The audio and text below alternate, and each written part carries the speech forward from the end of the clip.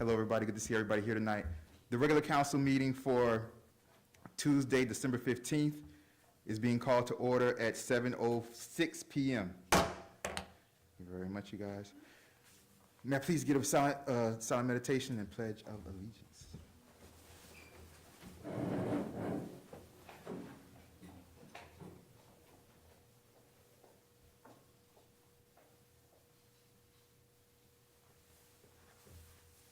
I pledge allegiance to the flag of the United States of America and to the republic for which it stands, one nation, under God, indivisible, with liberty and justice for all. Thank you very much. Madam Clerk, may I please have roll call?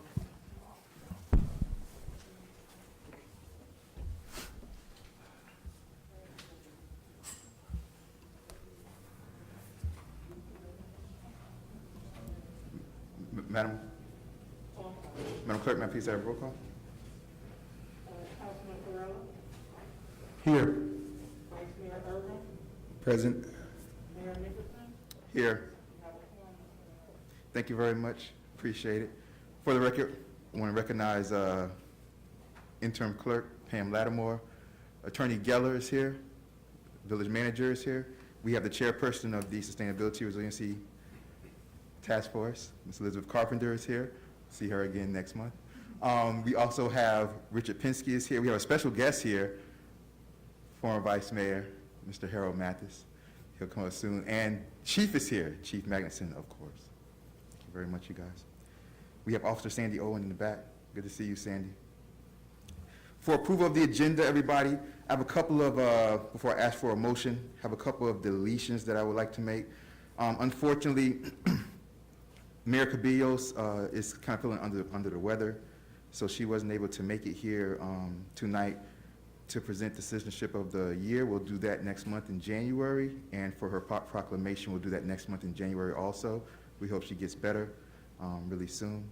She called me earlier today. She tried to hold out to the last moment, but she called me around 3 o'clock or something like that and said that she wasn't going to be able to make it, and she didn't want to come and risk. She said she's coming down with the flu, she believes, and she didn't want to come and risk, getting anybody sick for the holidays. So, also, Commissioner Edmondson was trying to be here in person, but she wasn't able to make it. She was going to try to make it. She might make it later, but she wasn't able to make it for the very beginning of the meeting. So we'll continue to do the proclamation in her honor, but she may not be able to be here in person for that. She was trying to make it. We also have Eli, our other lobbyist, just walked in. Good to see you, Eli.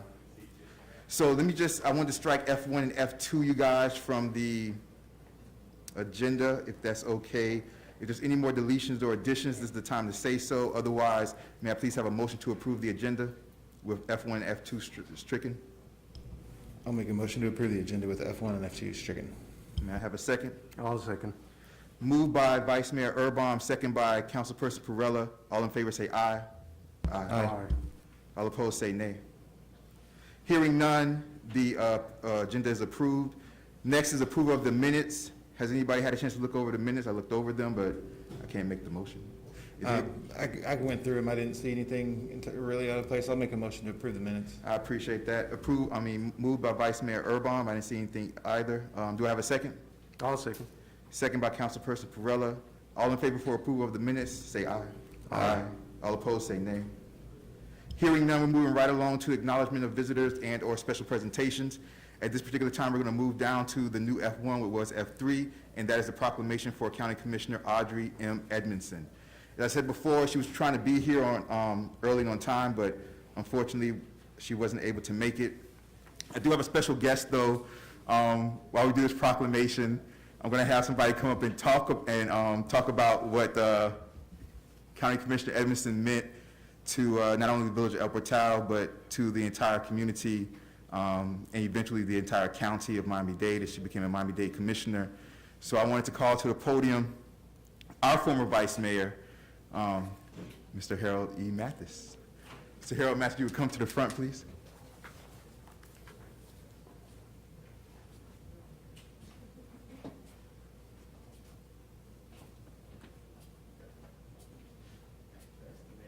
How you doing, my brother? This is not for you. This is for later. Just talk. All right. How's everybody doing? How you doing? We good? Am I on? Am I on? All right, good. I just wanted to say, first of all, I reached out to Vice Mayor Mathis, and I said, hey, we're going to do this proclamation for County Commissioner Edmondson. And I said, out of all of us, you know her better than any of us, so it'd be a perfect time for you to come back and do this for her. It's really unfortunate she couldn't be here in person. She was really trying to get here. But before I do the proclamation, and when I do the proclamation, I want you standing right next to me, but before I do the proclamation, I wanted you to come and just from your heart, as you so eloquently always do, just say what you feel about her. I want to say also a special thank you to Vice Mayor Mathis for coming out, because I spoke to him earlier today, he was in a bad car accident, his new car totaled. He was at the doctor when we were on the phone, and he said, but you know what, Omar, he said, I will for County Commissioner Edmondson, and for you, I'll make sure I'm there. So I really appreciate that, man, but the floor is yours. Thank you, Omar, and I appreciate the invite. When it comes to Commissioner Edmondson, Mayor Edmondson, Audrey, Mom, the word that comes to mind is completion. She always would start a task and see it through to the end. I've learned many lessons from her. One of the most important lessons in politics is listen, listen, listen, listen, stand back, no comment, listen, listen, listen, and comment when you need to comment. You don't always have to say something. Sometimes silence is the best. But when it comes to Commissioner Edmondson, trailblazer, dedicated politician, mom, community activist, all of the good things wrapped up in one. She is the embodiment of El Portal. She loves this community so much. And El Portal politics would not be what it is today if it wasn't for her. And I thank her, and I know everybody else who had the opportunity to serve with her or attend meetings with her or commissions with her, thanks her as well. So this is something that's long overdue, and I'm glad that she is in receipt of it.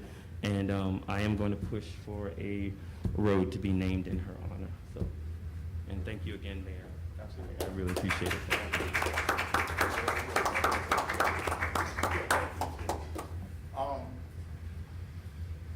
Don't go too far, Vice Mayor. If Vice Mayor Erbaum and Councilperson Perrella would join me down here back at this, we'll stay social distanced. Okay. If you guys could join me.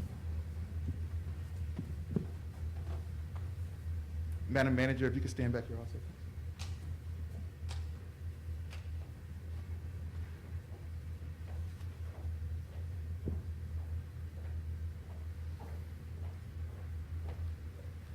You know, Manager Alou was the one that reached out to me and said, you know what, Mr. Mayor, we need to do a proclamation for Miami-Dade County Commissioner Edmondson. So I appreciate that, Manager Alou. Thank you very much. And she was absolutely correct. Whereas Audrey M. Edmondson was elected as a council person to the Village of El Portal Council and elected mayor of the Village of El Portal, becoming only the second African-American mayor. Whereas Audrey M. Edmondson was reelected for 3 successive terms, becoming the municipality's first mayor to be elected to the village by the village's residents rather than by the members of the village council, which under her leadership hired the village's very first village manager. If you guys didn't know, before Mayor Edmondson, as Attorney Geller would know, because Attorney Geller has been with El Portal for so long. Attorney Geller, how many years were you the attorney for El Portal before recently coming back? 21 years he was here. So he knows the village up inside and out, you guys. Just to let you guys know about the history of El Portal. We have many different individuals here who have taken part in the history of El Portal.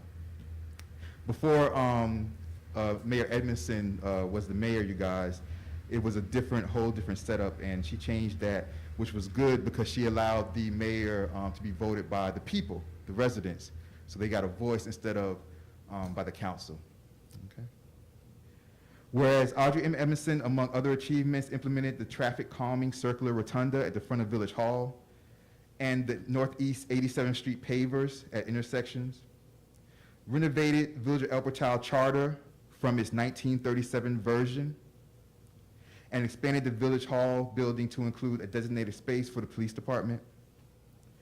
Whereas Audrey M. Edmondson was elected as county commissioner for the 3rd District on the Miami-Dade County Commission, re-elected 3 more times, elected to serve as vice chair in 2010 and 2016, and in 2018, Commissioner Edmondson was elected to serve as the president of the Miami-Dade County Commission.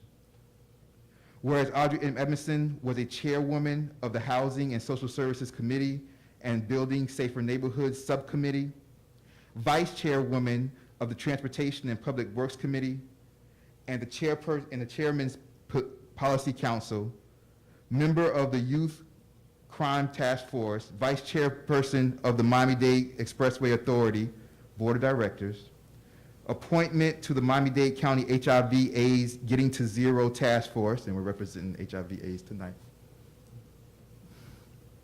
Chairwoman of the Florida Department of Transportation, and vice chair of the International Trade Consortium Board. Whereas Audrey M. Edmondson serves on the Miami-Dade Economic Advocacy Trust and Public Health Trust nominating councils, the Public Health Trust Miami-Dade Annual Operating Agreement Committee, the Jackson Health System Obligation Bond Citizens Advisory Committee, and the County Project, which is referred locally as Project Peace, people engaged and advocating for community empowerment. Whereas Audrey N. Edmondson is a member of Top Ladies of Distinction Incorporated and the Links Incorporated. She also helped create the Miami Children's Initiative in 2006, where she serves as a board member. She has also served as a board member for the Frost Museum, the JMH Citizens Advisory Board, and the JMH Nominating Committee. Whereas Audrey N. Edmondson was recognized for her community work by the South Florida magazine, which named her South Florida's 50 Most Powerful Black Professionals. Now, therefore, I, Omar C. Nickerson, Mayor of the Village of El Portal, do hereby proclaim December 15th, 2020 as Audrey M. Edmondson Day.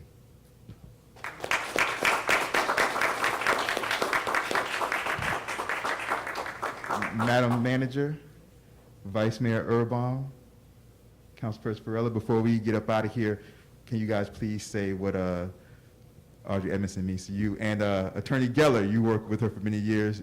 You also. Thank you for allowing me to start. I can say that my relationship with Audrey Edmondson has been lengthy.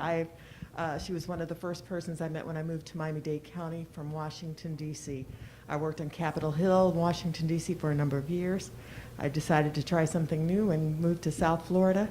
She was the first person I met and gave me a job as her legislative director. I worked for her for 2.5 years. We had a great time. This is when she first left El Portal. So I got to know a lot about El Portal before really knowing about the county, because she was fresh off of being the mayor of El Portal and had just been appointed by Barbara Carey Schuler for the position of county commissioner for District 3. So it was a learning process for her and for me both. And it started a very long friendship. I'm very proud of her and her list of accomplishments. She's given me a lot of opportunities as well from my position on the Adrian Arsh Center Advisory Committee to just pushing me forward with the Miami Shores Recreation Advisory Committee as well. I am happy for this day, and it is my pleasure that we are serving this community in the way that she would have wanted and continues to push for us. She's always helped me as village manager, always calling out for me to make sure I come to certain meetings, make sure I'm, letting El Portal, waving the flag for El Portal, and I am. So for that, I appreciate her and look forward to working with her and many more activities that we're doing as Link Sisters and working on our charities. That is it.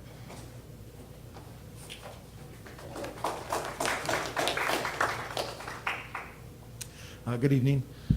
I don't have a long-standing working relationship with Ms. Edmondson. However, even before I came on the council, I would, for entertainment, go to county commission meetings and things like this. So, as I started coming to meetings as a resident here in El Portal, her name would come up quite a bit. And as you could hear from the list of committees and activities that she participates in, it is very clear that she has enormous passion for local government, and that is something that you can't fake. And so, as I sit up on the dais, it is people like Audrey Edmondson who have come before me that I think about as I make my own decisions.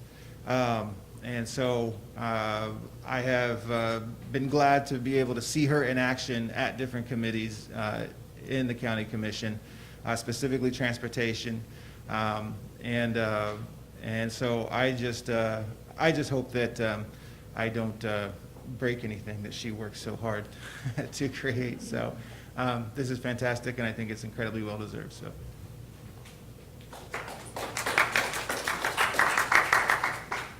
Hi, good evening. Even though I haven't met Mrs. Edmondson, and hearing what I hear from her, since I also started, and here in the council and politics and all this, so it's very, I just have to thank her and congratulate her for, all the things that she has accomplished and done for the village and professionally as well. So, thank you.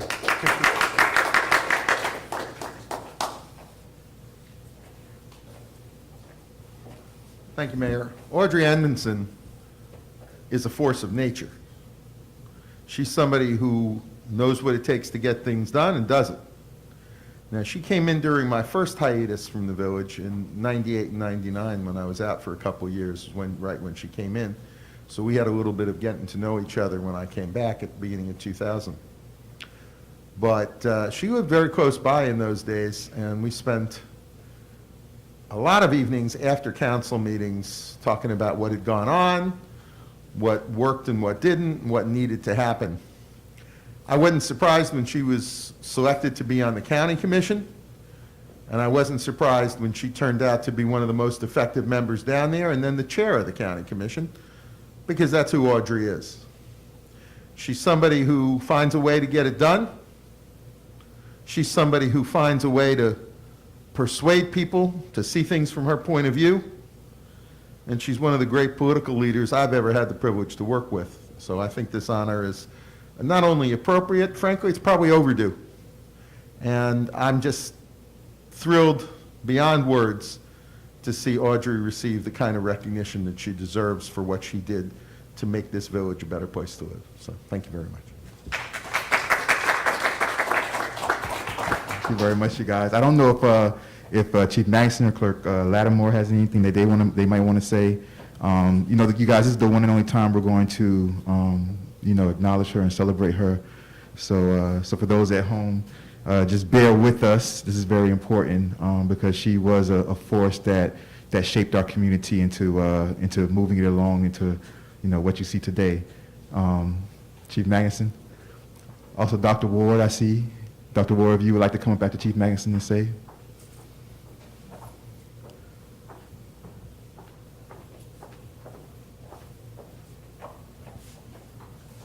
During my time with the City of Miami Police Department, I held command over two areas. One of them was Little Haiti.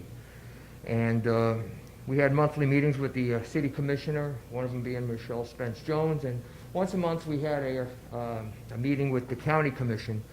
At that time, it was Commissioner Edmondson. And I don't need to re-echo everything I've heard here from everybody that spoke already. But the one word I will say to describe her, as I got to meet with her and talk with her and go over some issues, was this class act, 100% class. And I don't think that could be understated so much nowadays. Class is important. Having class, having dignity, and being a quality person, that goes a long way with me, and I remember her well for that. So, it's an honor to have worked with her, and it's certainly an honor to say a few words on her behalf. Thank you.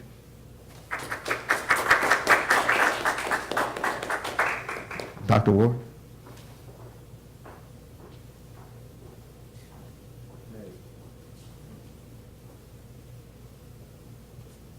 Thank you all. Appreciate that a lot. Audrey came behind me. She actually did, and she did a good job here. And I will always remember her. It sounds like everybody's saying goodbye, but she's still alive. She's much alive, and I don't think we've seen the last of Audrey.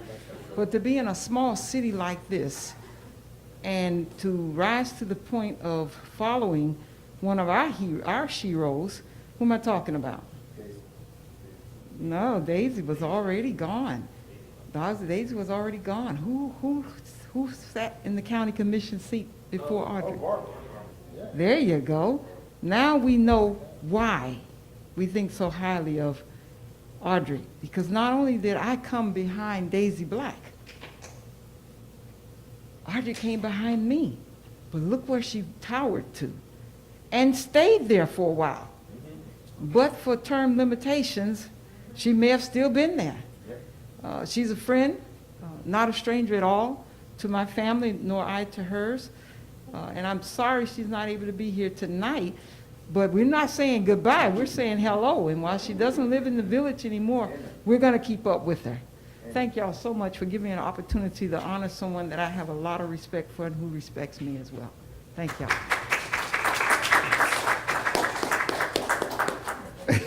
Thank you very much, Mayor and Dr. Ward. Appreciate it. You guys, as Dr. Ward said, this is a celebration, Dr. Ward. It's a celebration because exactly. It is a celebration because even though one door closes, another one opens. So we're here to celebrate not only everything that she's done so far, but everything that she will do in the future. All right. I think that's about it, you guys. If I could have Vice Mayor Mathis come back up, Dr. Ward, let's take a quick picture, you guys. We're all here. I'll just hold this up. All right.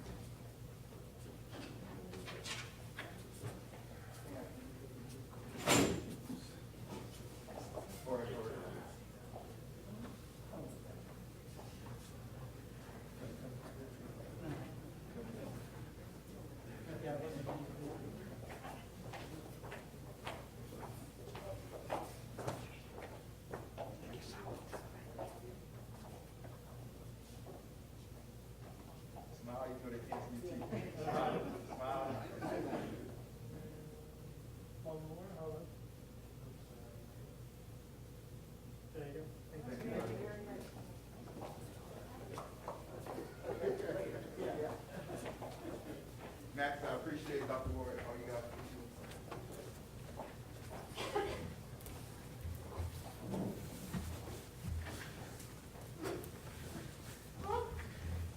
Thank you very much, everybody. And we'll send that to Commissioner Edmondson, and then we have another copy. I signed 2 copies earlier. Madam Clerk will tell you, and we'll file one away. Okay, thank you. Thank you, guys. Thank you, Vice Mayor. Thank you, Councilperson. All right, you guys, let's go down to HIV/AIDS acknowledgement. If you guys see, I told everybody to wear red for 2 reasons. I said, you guys, because it is holiday season, we will take, I send out emails all the time, always. I know they're like, oh, this dang Omar, he's always, I'm always sending out emails, just like keeping up on stuff. So I said, everybody, just let's wear red, and so we can acknowledge HIV/AIDS month. And I just quickly want to say, you guys, that,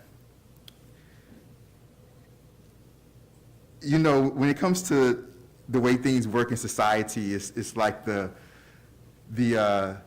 the last big news that kind of can draw attention is the only thing that's spoken about, right? So right now, everything is COVID-19 for a good reason.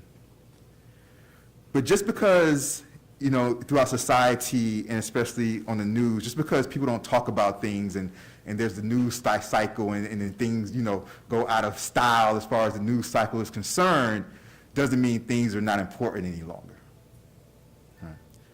So people throughout our society, throughout our world, still endure and have to live with HIV/AIDS, even though a lot of people don't talk about it anymore. You guys. And it's very important that, even though with technology and with science and with medicine, new medicines are being created and invented that will, that help out with this situation, but people still die from HIV/AIDS. It's not like people don't die from it anymore just because people don't talk about it anymore.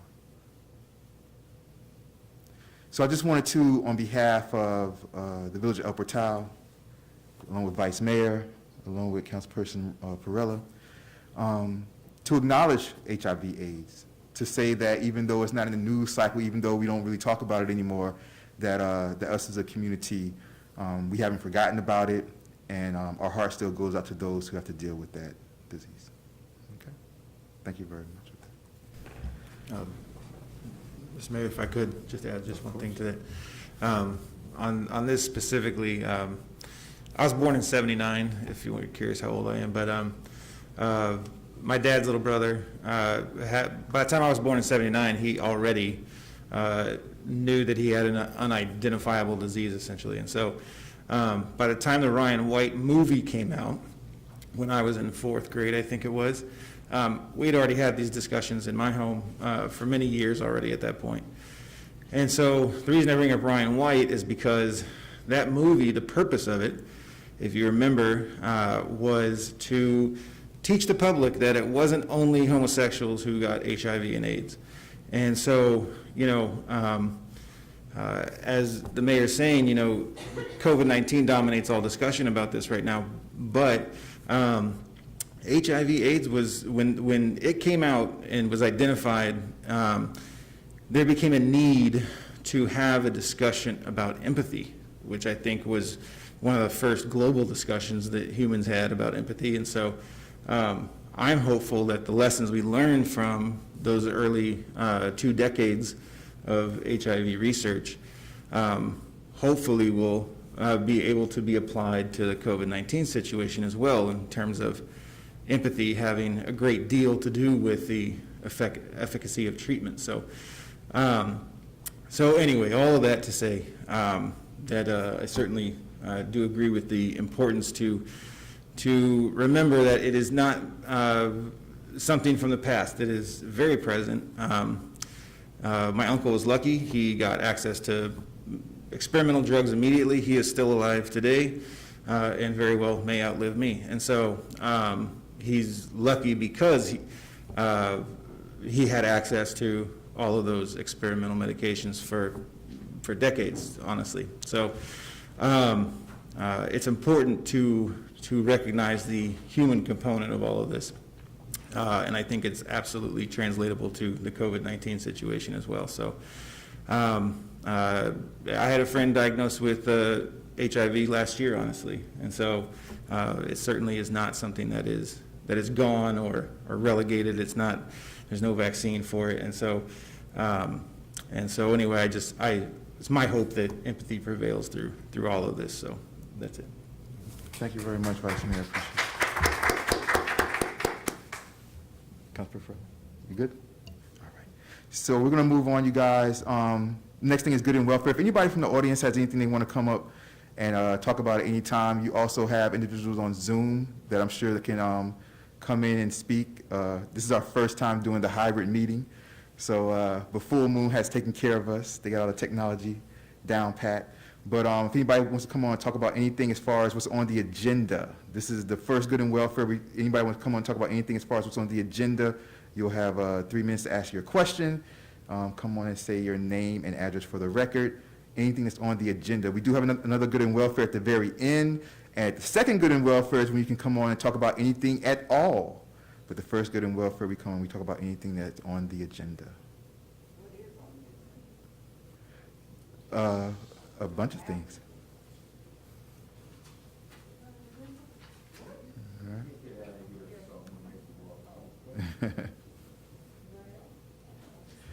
Remember, you guys, that after every agenda item, I passed a long time ago, after every agenda item, you guys will get up and have a chance to speak before we vote on it.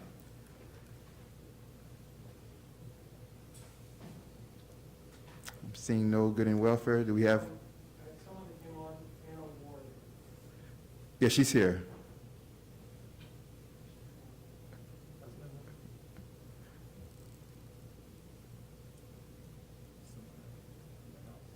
Is it maybe somebody in the house, Dr. Ward? No? Okay.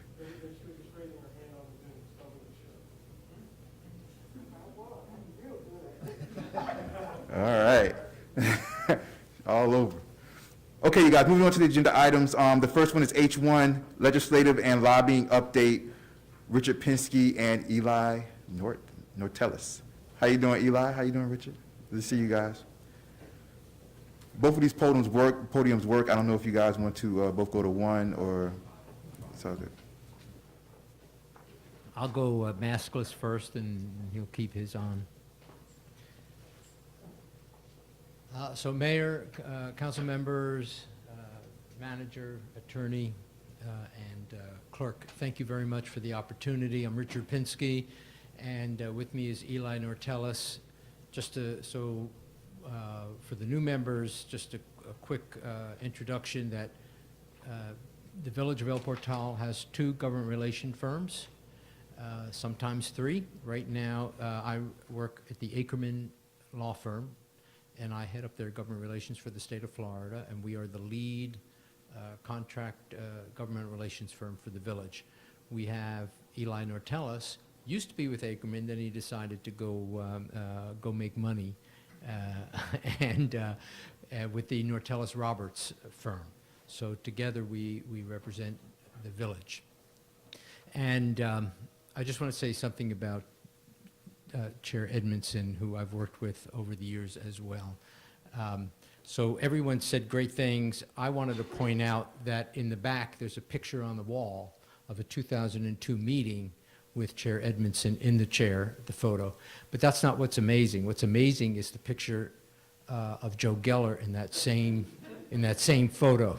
So if you want to get an idea of what Representative Joe Geller looks like before gray hair, you may just want to glance and look at the photo in the back before you leave. Spoken by a gray hair expert on You know, having a couple of legislators in Tallahassee is wonderful, but when you have guardian angels that are not necessarily your representative, always looking out, and this is what happened this past session with Representative Geller. We also have Senator Oscar Brain in the Senate. We had a couple of angels looking out for the village. But I'm going to speak to the success we had and the disappointment in a moment. But first, you have before you a packet of materials. Not going to spend time going through them all. If you have any questions going through it, in there is the entire, what we call the legislative delegation. These are all the senators and House members that are elected to go to Tallahassee to represent Miami-Dade County. So that we have about a half a dozen new. Some went from the House to the Senate, but there are new members there. I highlighted them for you so you can see who the new members are. We also have a new Senate president, and we also have a new speaker. The next thing in your packet is the dates, the session calendar dates for the upcoming session. As you can see, things are about to kick off in January. Even though the pandemic rages on, the legislature still has constitutionally an obligation to meet every year for a 60-day session. And this year, the session begins in March. As you can see, they usually have committee meetings leading up to that time where they hear bills that are being introduced and ideas, amendments are tossed around, and then during session, they actually go onto the floor and conduct business on the floor as well as in committee. That means when you have a new 2-year rollout of Senate President, Speaker, they also shuffle all the committees and new appointees. So in your next item in your packet, you have the Senate committee makeup, the chairs, vice chairs, and all the Senate committees. The House, the Senate has 40 members, but probably because the House has 120, it takes them a little longer to complete everything. So far, all we know is who the chairs are. We don't know who the vice chairs or the committee makeup yet in the House. As soon as we get that, we'll distribute that to you. The next item is just a brief look back. And because of the session, when it ended in March, we were just on the cuspice of the pandemic starting. The governor chose to wait literally right up to the last minute of the June 30th date to approve the budget, and anticipating what the impact of the pandemic may have on the budget.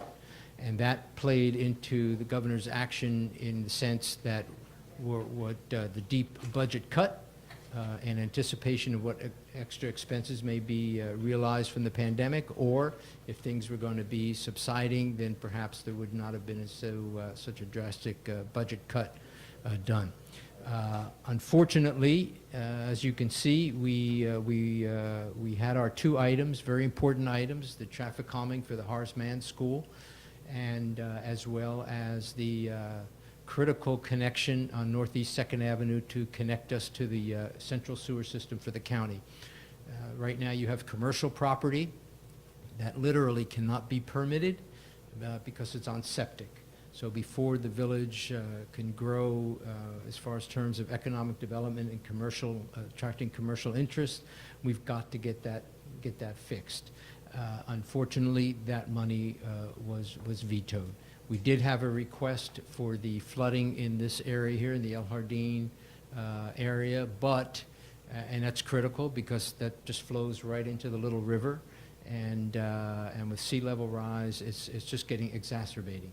So, but at the end, and Eli was very much involved in these negotiations. We were faced with, you can't get two water projects.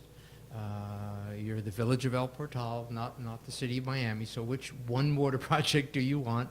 And we felt as though with the consultation with the council at the time and the mayor that going with the connection on Northeast 2nd Avenue was the most important. So we pulled the El Jardín request and ended up being successful. Unfortunately, like I said, it was vetoed. Now, I just want to think about going forward. Tonight, we're not asking for any action item. Next month, we are going to come back and ask for an action item. And that action item, and I've been in contact and conversation with your village manager, that things are going to be a little bit different, not just in terms of the $1.8 to $2 billion, depends what day of the week it is, shortfall that the budget's going to be experiencing, but the House has chosen to take a different approach in exercising their fiscal constraint. This does not apply to the Senate. You have a form in there that is almost the same as it's been for the last 6 or 8 years of filling out a form for a project like we just did. The House, however, is taking a different approach. They are insisting, and it's in there, they have promulgated a rule which was adopted back in organizational session that says you must have a 50% match. So the page I gave you that showed how much we asked for and what was vetoed was in there for a reason. Because even though the Northeast 2nd Avenue project was a $5 million project, the way that most budgeting takes place is, okay, there's not enough to give you $5 million. What can you do to start getting the ball rolling? And that's how we arrived at the $500,000 number. That is not going to work going forward.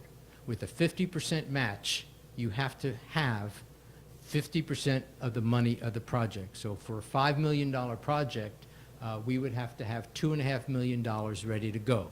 Now, the next item in your packet is the attestation document. That means, and there's always some liberties and fudging that takes place in Tallahassee. Do you have the 50% match? Oh yeah, we have the 50% match, and that's as far as it goes. And then you end up with some dollar amount. Now, you have to document. Now, they're not going to ask you for your bank statement but they are going to ask for either the mayor or the village manager to sign a document that says, yes, we have the $2.5 million. And that's going to get filed with the Public and Ethics Integrity Committee, meaning you will be held accountable if you do not have the $2.5 million. So I say that to say, going forward, our projects that we're going to have to select, we can't go above a 50% match. So whatever we ask for, we're going to have to say we have the match towards the end of being a shovel-ready project. So yes, we may have $2.5 million a couple of years from now, but for this year, what projects can we accomplish with the funds that we have that we can say is a match? Now, federal funds can work towards that match, but whatever project we select, and that's why we're not asking for an action item tonight, but it is going to be a thoughtful, far more circumspect and deliberative process of how we select the projects. Maybe we can phase them. What can we get done for the amount of money, et cetera. So those documents that are in there basically are for that purpose, to show you and demonstrate that the budget rules have changed. The appropriation process in the House has changed. Now, while we may be successful in the Senate, we don't know how how that's going to be reconciled with the House rules and what they're going to allow to get into the budget during conference. There are rules that I gave you about getting an item into conference that have changed as well. So with that, I want to, before we can take any questions, if you don't mind, I'd like Eli to comment and make any additions that he wants to. Thank you.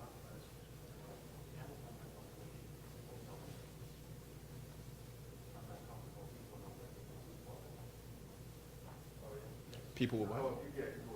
Oh, okay, no problem, no problem. I didn't know, sorry. No problem.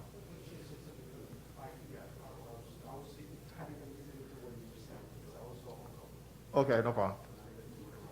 And you know, and Councilman, if there was something that my colleague and friend Richard Pinsky missed that you want us to go over because of the mass thing, just let us know, and we can go over that again.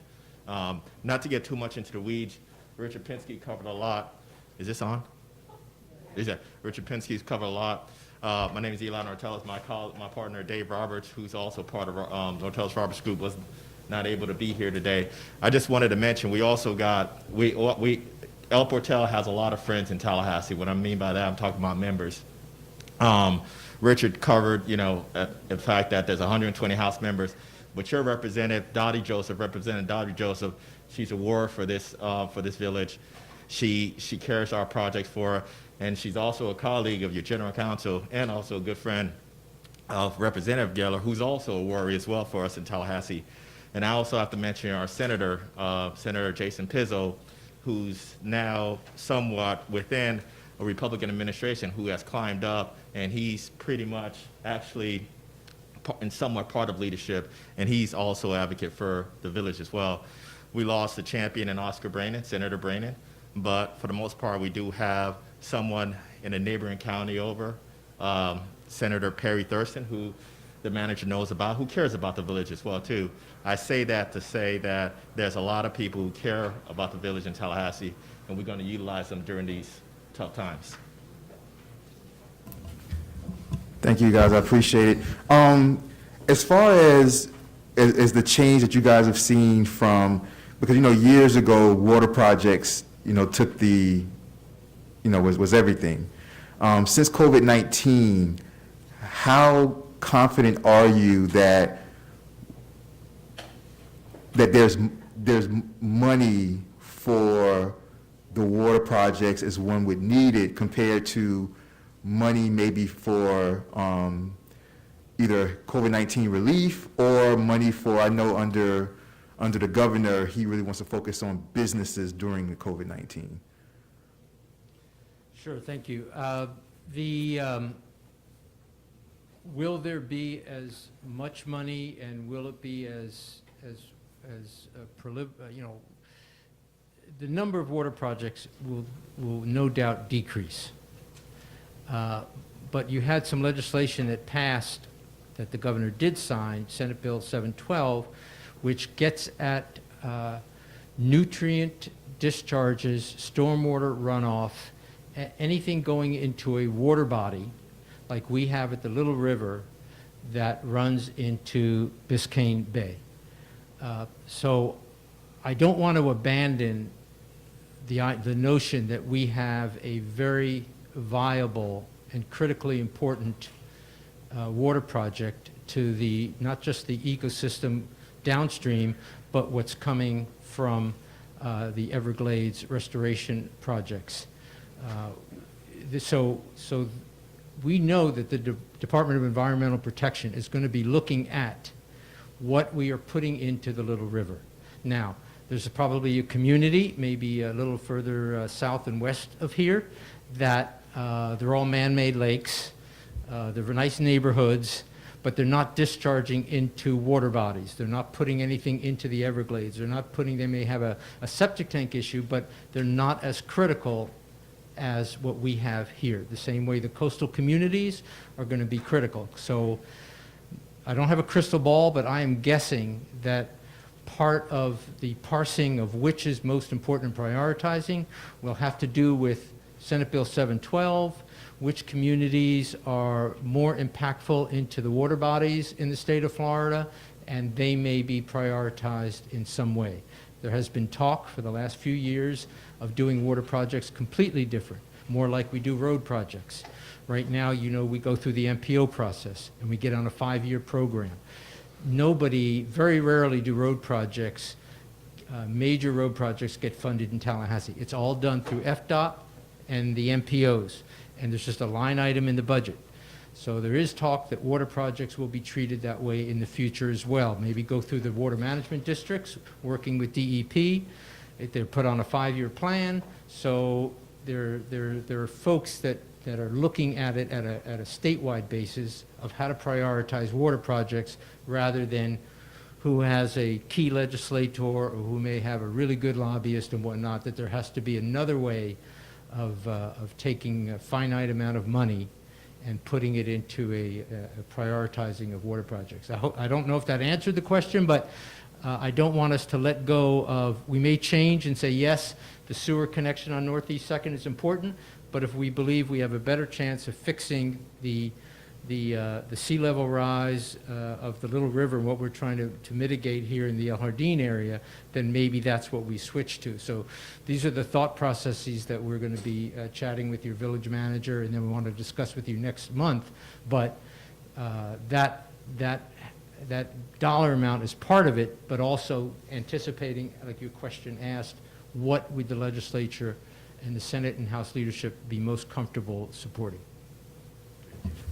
And as far as, is there any money left for small projects, or do you think there'll be any money left for small projects, such as things like for the Indian Mound, or you know, those type of small, type of like specialized projects for renovation? You know, I've been people have been reaching out to me.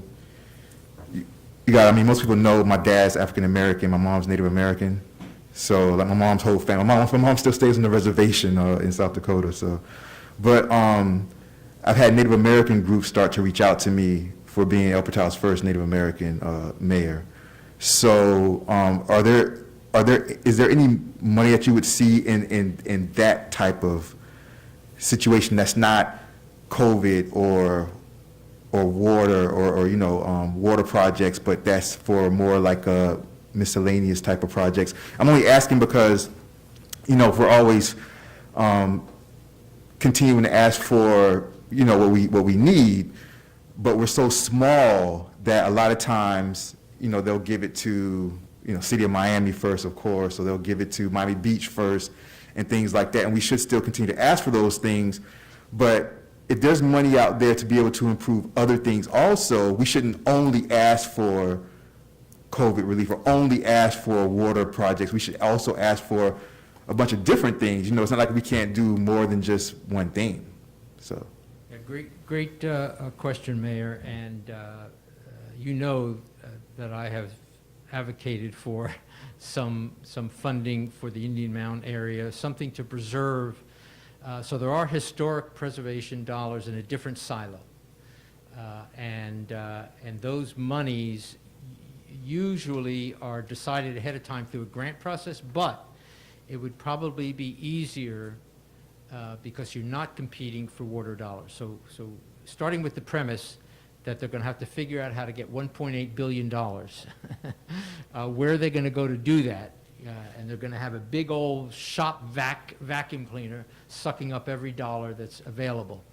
You know, they're talking about online sales tax collection, which may be $700 million of new money. So they're looking about how to make up that shortfall. But there's probably a good chance of a $50,000 grant that you know you are going to be protecting the Indian Mound area, perhaps a little fence around it, whatever you decide is a worthy project. That's an easy thing to match. And let me just say one more thing. I don't want us to give up on the Horace Mann. I don't want us to give up on the projects because they've already said yes to them one time. So all I'm suggesting is you can't ask for the $5 million anymore.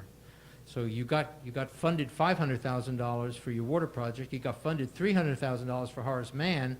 So how do you redesign those projects with a 50% match? So like I said, it could be a phase one, it could be a shorter segment, the sidewalk not as much, but I wouldn't give up on those projects.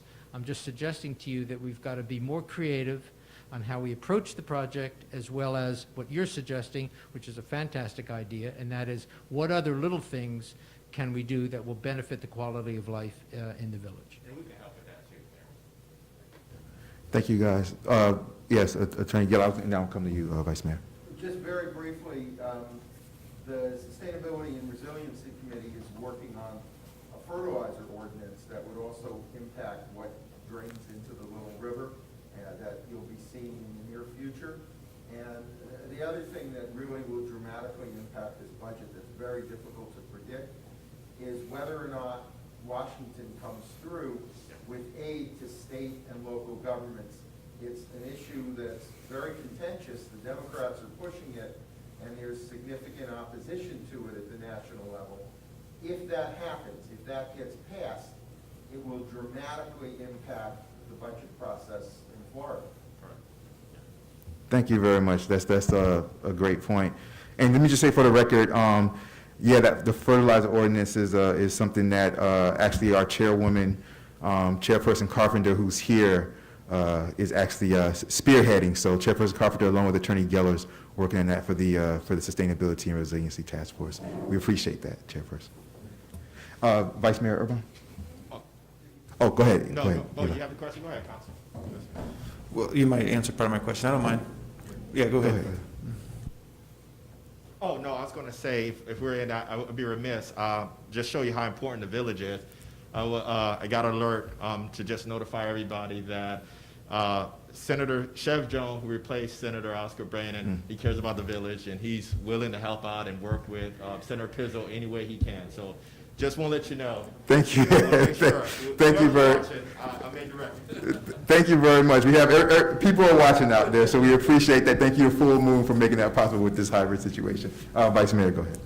Yes, thank you guys for being here. I'll send you an email individually, with the full list. But from what we're talking about here tonight, all right. Let me see if I can keep my thoughts concise here. So I remember the last time we spoke. The discussion consistently comes up of, well, shouldn't we try for everything, right? And so it sounds like you guys do have everything kind of tracking, and then you find who your allies might be and things to that effect. So in regards to the runoff reality, right? So a few years ago, I was actually working down in the Keys when the first significant bloom started happening on the west coast of Florida, right? And really it was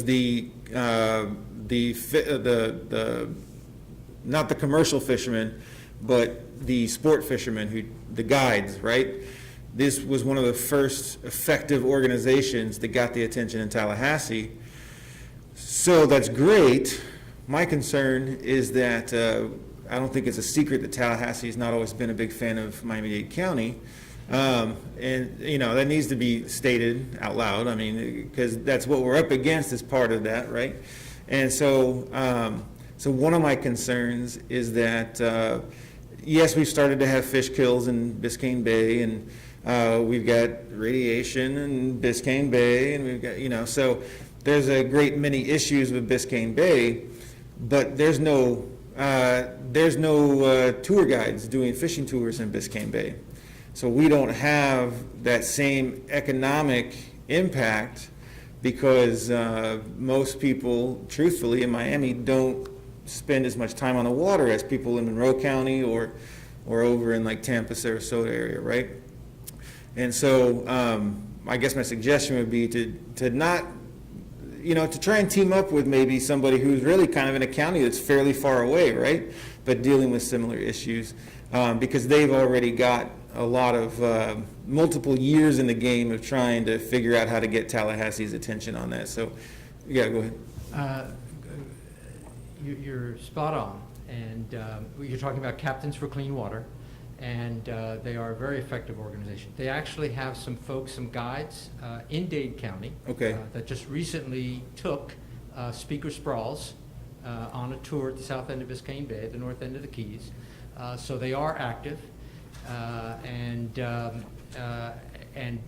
the Southwater Water Management District just recently, it was a milestone for Miami-Dade County, finally has made the decision, along with the Army Corps, to fully fund Biscayne Bay Coastal Wetland Project Phase 1, which we've been waiting for years. So they are now looking at what those projects are that have already been started. They do have hot spots in the bay. One is where the Little River dumps. There's a couple of hot spots that they're focusing on right now. And not so much saltwater intrusion in the south end, but you've got the model lands. I can spend a lot of time. I represent Miami-Dade County as well and handle a lot of their water projects. I also sit on the Water Resource Advisory Committee for the district, and my wife is the Government Relations Director for Captains for Clean Water. So I'm very aware of who's doing what's coming down the road, and that's why I say that what we're going to be doing with the village is exactly what the mayor and has alluded to earlier. Is what's going to happen. We're going to be flexible, and we do have a lot of friends in the legislature that will be pulling. So we have a good story to tell. We want to make sure we're telling it, but we have to make sure that we're doing it within the guidelines and the context of what these new rules are. Sure. That we just can't say we have a worthy project. The House is going to stop us in our tracks and say, well, where's the money? And then don't be afraid also with some of the, you know, leadership positions who are potential allies of ours. You know, for less money than a larger district, they can get some PR out of helping us out too. So don't be afraid to tell them that kind of point blank as well. So, hey, look, you know, you get a lot more PR out of helping us out for less money than trying to do it somewhere else. So whatever it takes, right? So, and then, Mayor, I do feel like in terms of the historical preservation and these types of things, like I have no doubt they're going to attempt everything they possibly can in Tallahassee, but I certainly think DC is probably where that rubber is going to meet the road. And so, just in closing, sea level rise. Is there anything you're seeing that would help us with, say, like a seawall project in the canal there for residents who have erosion, things like to that effect, or? Possibly seawalls. I'm looking like 3 to 5 years. Seawalls are a little more of a challenge right now. Right. We have 2 outfalls in the village that need infrastructure improvements. Our lift stations need help. We cannot keep up with the sea level rise right now. That's why we're having the flooding issue. Okay. So before we harden, I think we first are going to need, and I think the village manager will you know, dive into this deeper, but first we're going to have to get our infrastructure in place. Then comes the hardening. And so maybe we just pick one outfall, something we're going to have to do, but But we are one of the communities on the Little River that are impacted by sea level rise. And whether it's fertilizer, whether it's what we're putting in our storm drain, whatever it is, it's going into the river and into Biscayne Bay. So that's why I say I feel like we have a great story to tell, and if they're going to pick a water project, I mean, you want to pick a community that you can actually stop the problem, Right. rather than just Well, saying, One of yes. my hopes with El Portal's desire to become a pesticide-free community is, I'm a satirist, if you get to know me, and so I thought of a joke a while ago where maybe I'm from Kansas originally, so I'm thinking you run somebody for governor in Kansas on the platform that you're going to sue Nebraska and everybody upstream from you who's putting stuff in the water, but it's a practical joke because if the public agrees to that, then you're acknowledging your responsibility for everything downwater from you, right? Downstream from you. So I've always had that kind of practical joke running around in my head for several years now. But I do believe that if we are able to accomplish something like, becoming a pesticide-free community, that we would have an avenue for litigation of municipalities west of us and south of us who are, polluting the canal. So,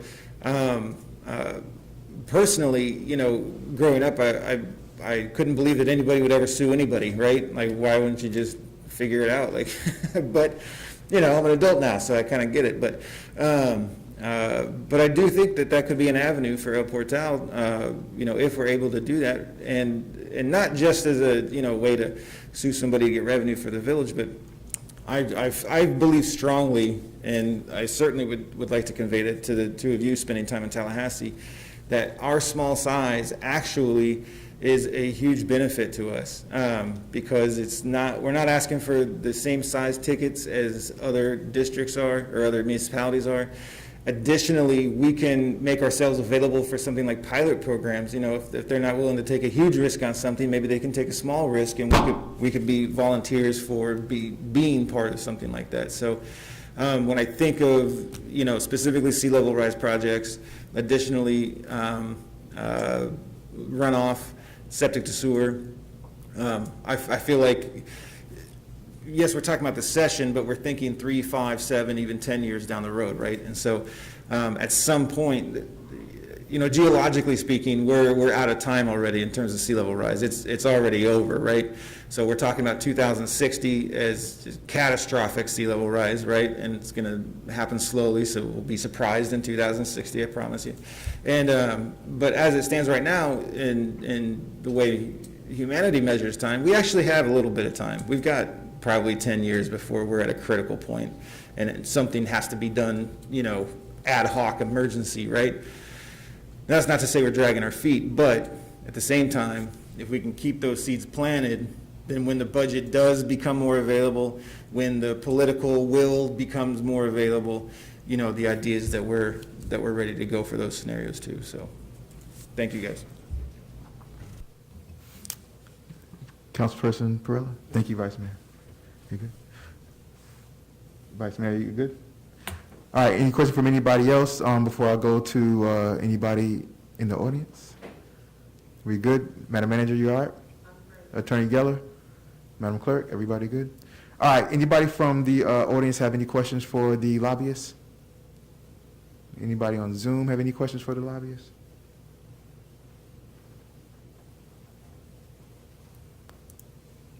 Nope, we're good. All right, thank you very much, Richard. Thank you very much, Eli. I will be in touch. Thank you for all the emails and everything. Thank you very much. Thank you. Appreciate it. All right, you guys. Thank you for that. All right, so thank you very much. Take care, Chairperson Carpenter. Thank you very much, you guys. Take care. The next thing, you guys, are moving on to agenda item H2. This is open council seats and the special election. Okay, so I'm going to go to what everybody wants to know. All right, so the special election will take place on Tuesday, February 16th. Tuesday, February 16th, 2021, from 7 a.m. to 7 p.m., Tuesday, February 16th. So what we're going to do, you guys, we're going to open qualification for 2 weeks, okay, for 2 weeks. Qualification will begin on Monday, January 4th at noon, and qualification will close on Friday, January 15th at noon. Okay? Again, qualification for the special election will open noon, Monday, January 4th. That's when that's that first Monday after the holidays, when everybody goes back to everything, school and work and stuff. Noon, Monday, January 4th, and it will close at noon on Friday, January 15th. 2 weeks, okay? And Now, then, if I may. Yes. Don't the elections department needs 2 days to verify the signatures and stuff? for the- so the election is February Oh, 16th. February 16th. Okay. I kept it on the Tuesday, okay? It's on a Tuesday, February 16th. It gives the election department 1 month to get, which is what they asked for. I was like, 1 month. Tuesday, February 16th will be the election for councilperson seat 2 and councilperson seat 3. All right? Vice Mayor Erbaum? Yeah, I'll just say for anybody who themselves is considering running for the position, as well as anybody who knows anyone who's considering running for any of those positions, we certainly encourage that. We would love anybody who's even remotely interested to do it. So I was very reluctant when I first ran. A couple of friends really kind of leaned on me over a period of time, and I finally said, okay. And I am very glad that I did it. And it's been very interesting, and it's been great to be so, intricately involved in the matters of the village. And if anyone's nervous, I'll tell you that as a new member on the council, there's really honestly not too much stress involved. Mayor Nickerson can tell you that most of the responsibility really does, in fact, weigh on the shoulders of the mayor. And so as a new council person, there is time and space to get acclimated, to kind of find your bearings and figure out what you're interested in and go from there. So I certainly would encourage anybody who's even a little bit thinking about running to do that, or if you know someone who is, really, do like my friends did and just keep at them. So, so there you go. That's my 2 cents on that. Thank you very much, Vice Mayor Erbaum. Indeed, if you're thinking about running, go ahead and run. 2 seats are open, councilperson seat 3, seat 2 and seat 3. All right, Councilperson Pirelli, you have anything you want to add? You're good? Anything Attorney Geller, Madam Clerk, Madam Manager? We're good. Anybody from the audience? Come up to the podium, please. Say your name and address for the record, and go ahead. The floor is yours.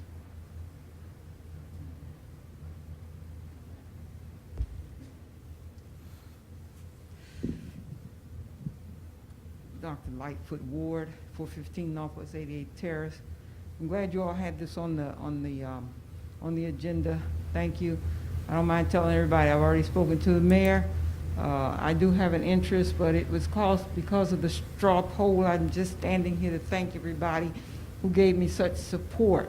We kind of did a straw poll there, and I think my good friend over here, Vice Mayor Urban, I'm going to get to know you.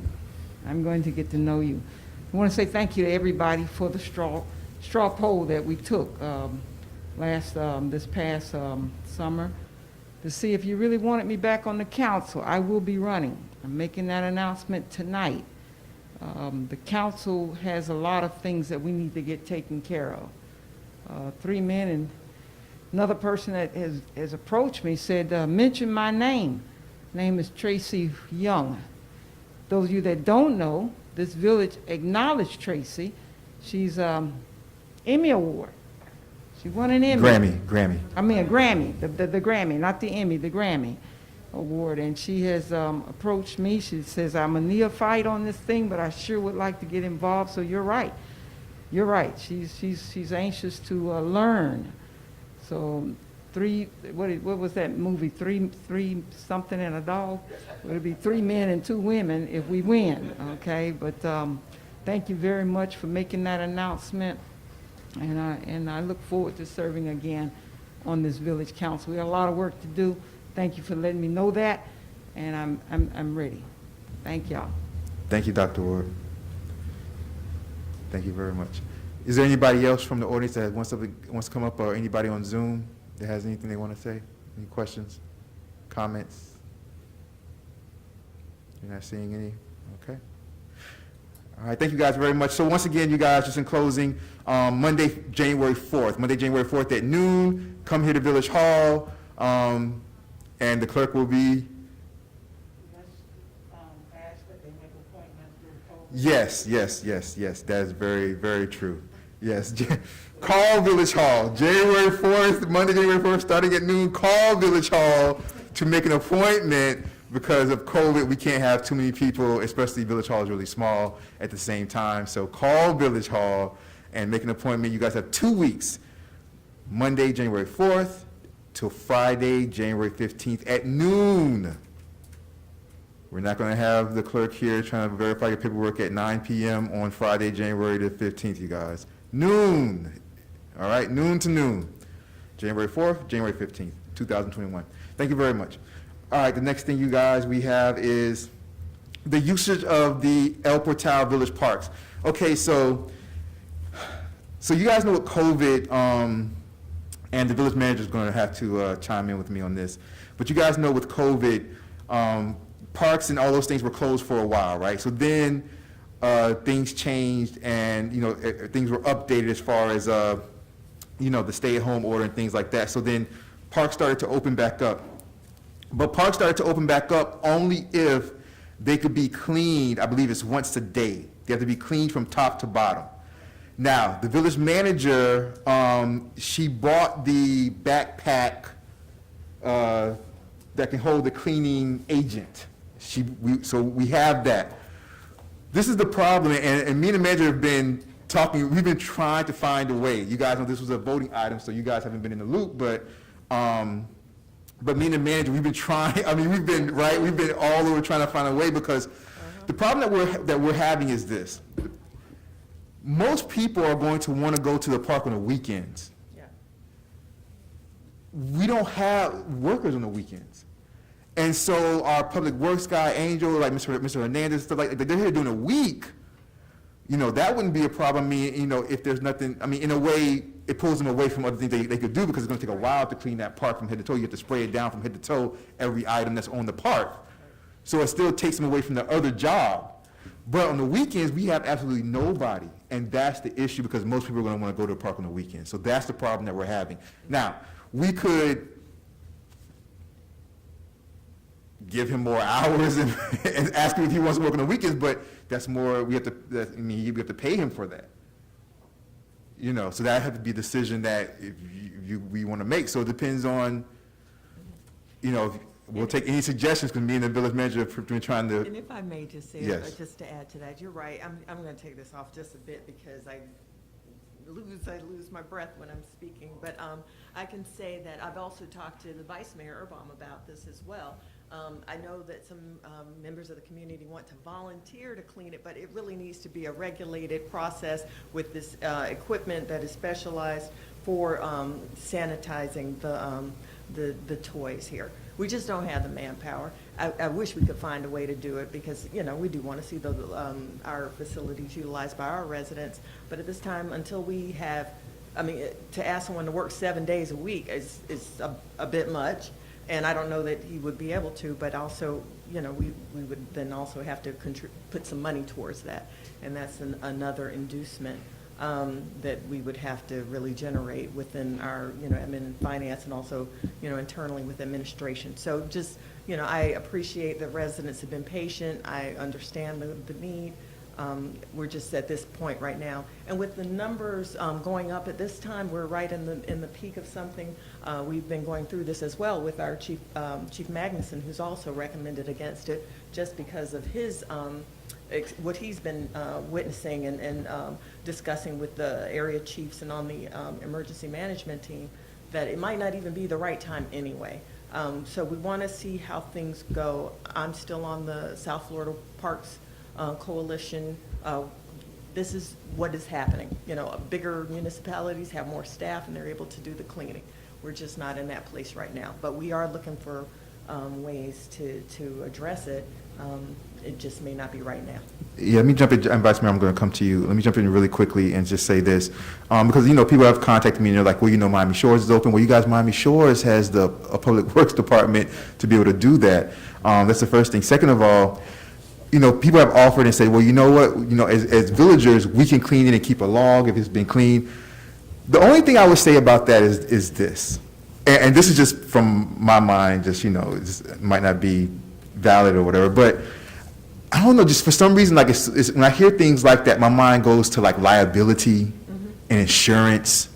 And it's like, so if somebody picks up COVID-19 and they're like, well, I got it from the park because the village allows individuals who aren't even trained, like, you know, the village allows villagers to spray down things and, you know, instead of like a professional who's trained and who, you know what I mean? So I just think that leads to a whole slew of just liability issues with that. So we just have to either find somebody who can do it on the weekends and pay them for doing it on the weekends, and then get, you know, Mr. Fernandez or you know, our public works individual to do it during a weekday. Again, that will pull them away though for at least an hour, a couple hours, you know, from like something that they have to do. Right, it takes a while to sanitize. You know, to sanitize, but you'd be to sanitize. If we're gonna do it the right way, we don't want our residents to be in danger, so we're gonna have to do it the right way. It's gonna take a little bit of time, you guys. So it's just something to think about, but we're open, you know, I'm open to any suggestions, what you guys think. Vice Mayor Urban. I'll just say, Manager Lou and I had a conversation because, you know, I had one resident specifically reach out to me and essentially state that they could get a volunteer force together of people to sign up every day and do this, and that was exactly our discussion, was that liability issue. And so, you know, I worked in bars for 25 years, and you know, I witnessed the weirdest scenes I've ever thought I would ever see in my entire life, which was the elimination of people going out, right? So the weeks leading up to the initial shutdown, you know, I got a front row seat to watch public behavior change right in front of me. It was truly bizarre, otherworldly, something out of a sci-fi movie. Everybody's behavior, like, just changed. Within 7 days, every single person was acting differently. So, time has passed now, right? The issue we're dealing with now in terms of the peak speaks to that. The time has passed. People have gotten complacent.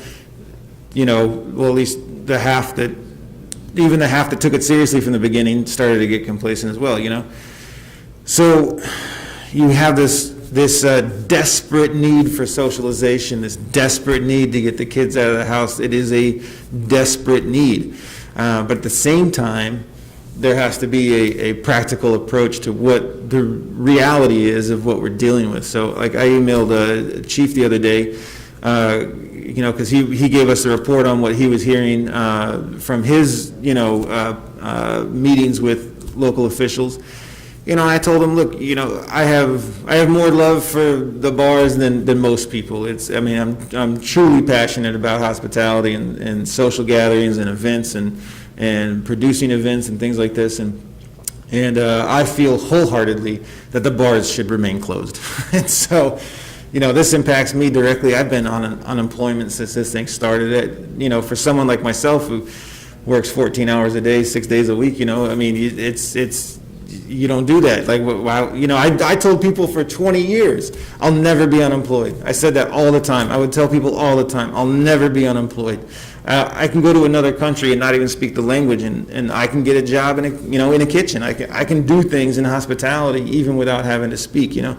And so I said for years, I'll never be unemployed. And then, you know, here I am sitting on unemployment, and it's weird, you know, but there has to be a prudent approach to getting through this. And so as much as that desperate need for the socialization, that desperate need for having the kids out of the house is there, you know, I do side with the decision of, you know, if we don't have those resources to do it properly, if we can't ensure the safety of the public, then we just simply can't do it.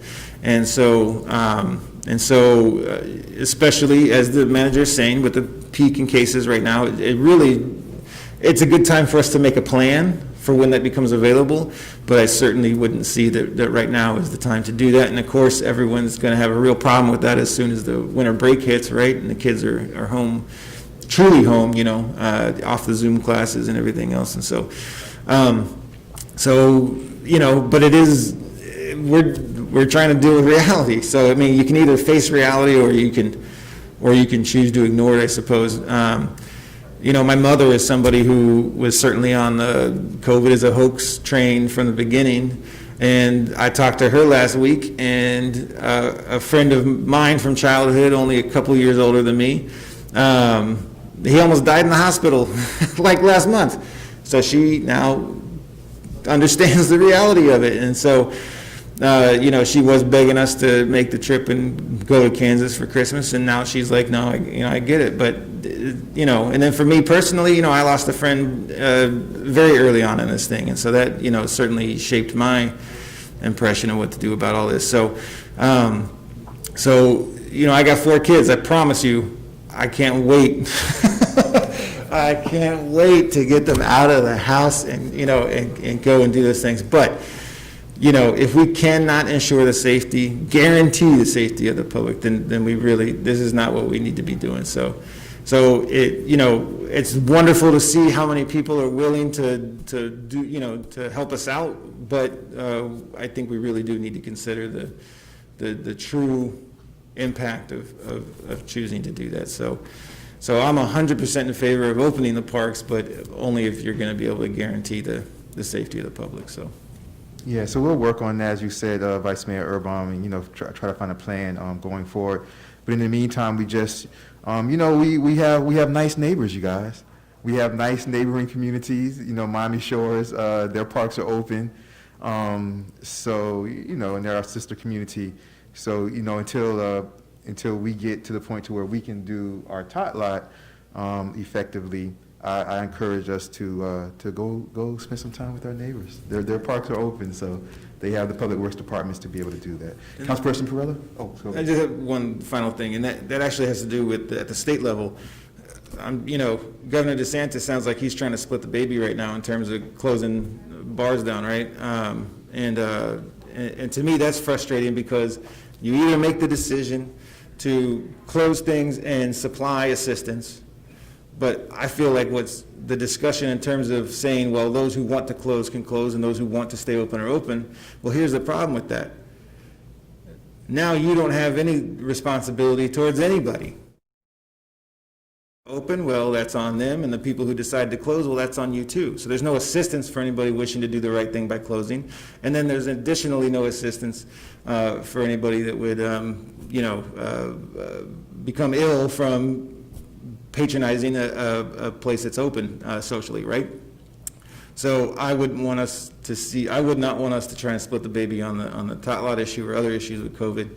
We just need to make a decision based on data and understanding that, and understand this too, that you know, everyone's excited about the vaccines, but you know, if you dive into what the medical community is telling you, you're not going to have coverage with vaccines potentially for 2 to 3 years. And the reason for that is because this is a global pandemic. So one hotspot somewhere affects the whole planet, which is what we're all dealing with right now. And the truth is that what they're talking about is that the poorer countries are going to take them 3 years to get these vaccines to the poorer countries. So you think, well, who goes to the poorer countries? Well, a lot of people. We're a very connected planet. And so I don't see this thing going away in February because we're going to get vaccines in April, you know, so that's not going to happen. So additionally, the medical community is very clear that once the vaccines do arrive in mass, you're still going to have mask ordinances. You're still going to have social distancing regulations, even with the vaccines coming online. So this is not going to go away in February, even if we get vaccines in April. And so I just want to say that we're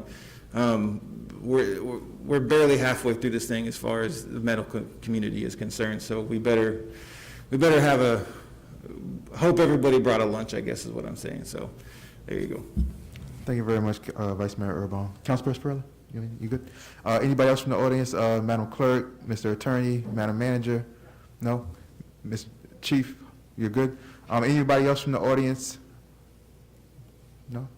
Anybody on Zoom? We're good? All right, so moving on, you guys, the next thing is community, the newsletter, community policing. I explained to you guys last meeting, kind of like what my idea was. You guys will see it. I'm gonna have it done. Going into January, I will present it at the public affairs, because we have committee meetings, so I'll just present it at public affairs meeting, committee meeting, which is, public affairs is the third. Is public affairs the first? It's third. I believe it's the third. I'm going to do the calendar, which is, that's why the calendar is on the agenda.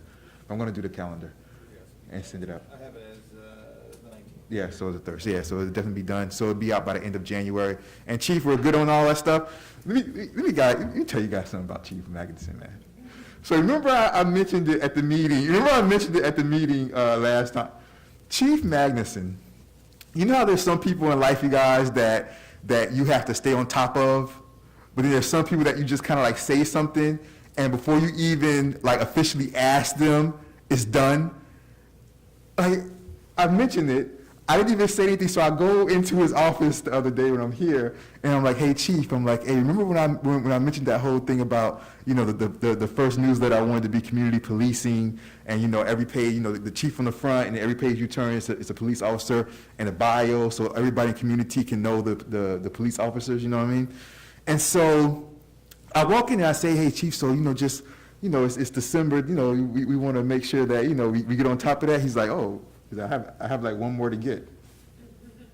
I was like, out of all the officers, like out of all the officers, you have one more? He's like, yeah, I have like one more bio to get. Like, and I didn't even officially, like, he just, you know what? I appreciate that, Chief. That's the man. All right, you guys, so that's community policing. Anybody else have anything else they want to say about that? Everybody good? How we doing on Zoom? Any questions on Zoom? Community policing, Councilperson Perella, you're good? All right, moving on to the next thing. So the drone, you guys. So Chief, you might want to come up for this, because I might have a question for you about this. You might want to come up to the podium, Chief. So I put drone for police department, flooding, et cetera. Okay, so you guys know recently we had the ETA, and with ETA, there was a lot of flooding, especially on 86th Street. Some 87th Street also on the west side, you guys. So one of the things that occurred was that one of our residents who kind of acts like a consultant for the Sustainability Resiliency Committee, Hugh Gladwin, he's around, he's on everything, right? He's worked with the Tree Board, Little River Conservancy, and things like that. So we were talking about flooding, and as far as for damage on flooding, to get financial assistance on the state level and things like that for damage and flooding, you have to you take pictures of it. Like, you have to document the flooding.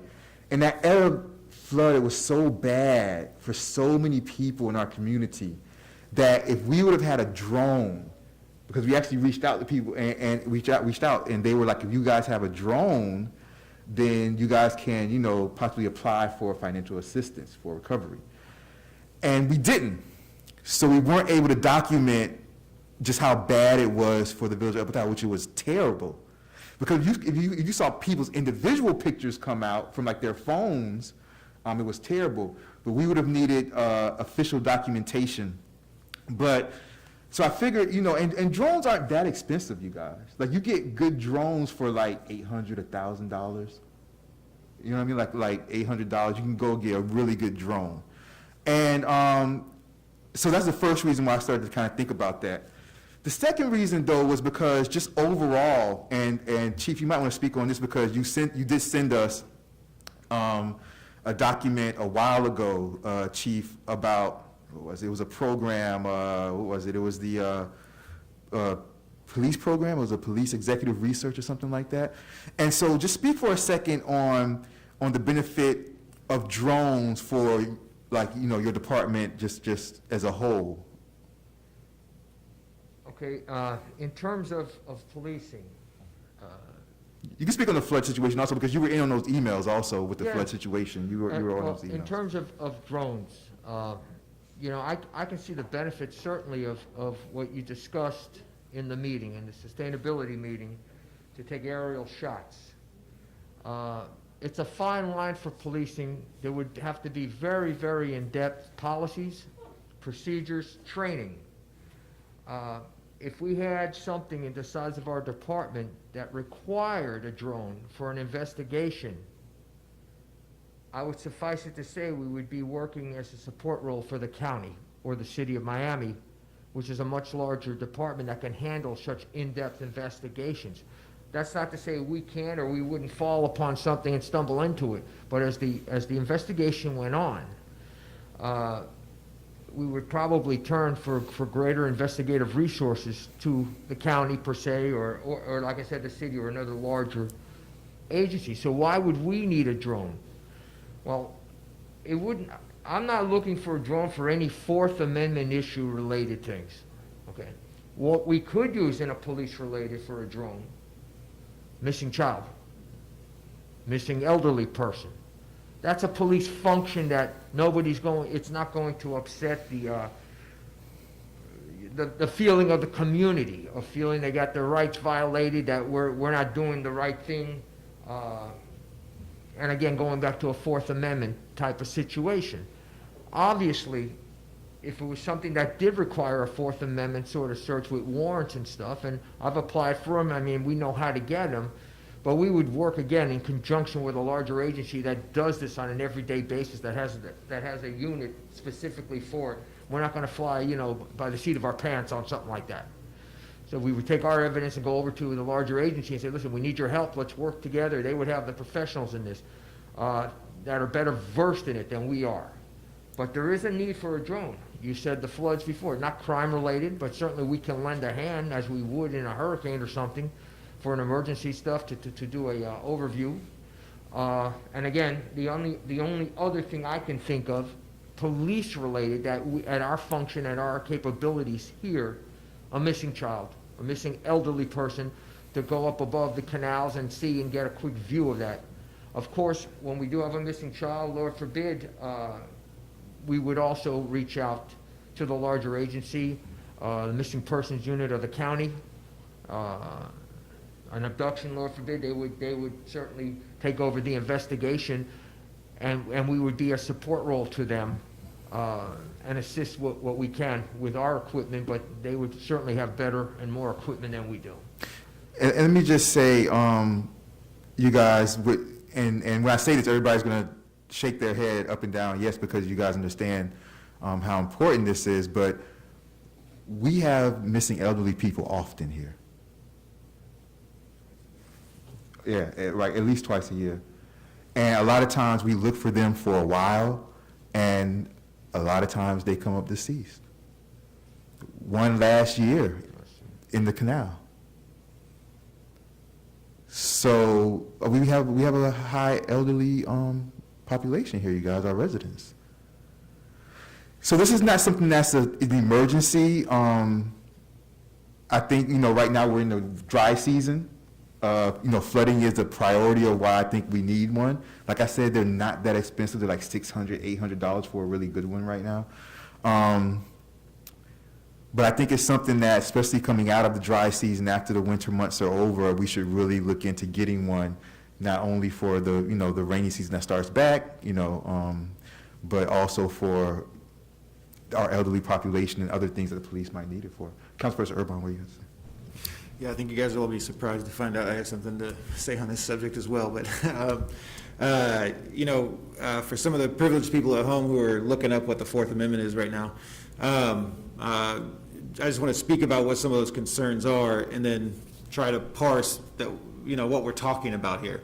So one of the primary concerns that people have is privacy in terms of drone technology used by law enforcement. So going back over a decade already, what happened was actually I believe it was TJ in Tijuana, Mexico, with the activity of the cartels that was going on. They had incredible, unfathomable levels of violence, right?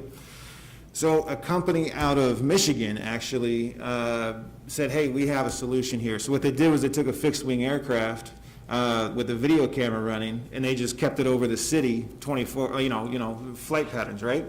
So they just recorded everyday activity over the city. And then when something happened, they said, oh, okay, let's go back and look at the video. Here's where it happened. Press rewind, see where everybody came from. Press forward, see where everybody went. And so they were actually able to solve murders of police officers by cartel with that technology. So it was incredibly useful, right? Well, then they did it in Michigan. I believe it was Detroit, might have been Lansing, but they did it in Michigan. And similarly, it worked. They were able to solve home invasions. They were able to solve different crimes, right? But this opened up huge problems with specifically the Fourth Amendment. This is not what we're talking about. I don't like to give anti-examples, but I want to illustrate this because I know there's people at home thinking there's no way El Portal needs a drone. But we're not talking about a fixed-wing aircraft recording video of the village, 8 hours a day. This is not what we're discussing. What we're discussing is a small drone, like you might see at a concert or something like that, that would be taken out of its box when needed to document something for insurance purposes, specifically with the flooding, right? Or, just as the mayor outlined, God forbid we had a scenario where we needed to find somebody, right? So someone like myself who would be literally probably out in the streets if they were trying to put fixed-wing aircraft over my neighborhood to record everything. I just want people to know that this is something that could be of great use to the village. It's not something that's going to, be hovering over the village all day long. Miami Beach did this for quite a while. I'm not sure if they're still doing it now or not, but I know for a while they were, they would put drones up on a section where they could look down several blocks. They'd put a drone up on another section where they could look down several blocks. I don't know enough about it to know if they were recording video or not, but I know that they were at least monitoring crowds and activity and things like this. So that's not what we're talking about for El Portal. What we're talking about is a simple little drone in a box that's taken out for specific situations, hopefully no more than, say, once a year. But, just as the mayor's saying, in the past, there's 2 to 3 instances a year where this could be incredibly helpful. So one of my only concerns is if we get up into a certain tier of drone, do we then need somebody who would have, say, like a commercial drone pilot's license to be able to operate? There are FAA considerations and things like this to take into account with drones. And with the hospital just to the south of us, we've got low-flying helicopters. We all know that we've got, the birds overhead on a Friday night, for an hour at a time, things like this. So there are those very real considerations in terms of, okay, what else do we need to understand if we're gonna use this? So just as someone who's fairly cynical, I'll just tell you that I do think this would be something that the village could use and use well for many years. So I would just add that 2 things come to mind. First of all, whoever's going to operate it, training, and the other thing is stringent policy. Has to be written, and there has to be a strong policy in place that would dictate the use or what's prohibited. right, and that policy would be vital in our PSAs, for example, to the public, so they understand Correct. what we were using it for. Yeah. It's all policy and training driven.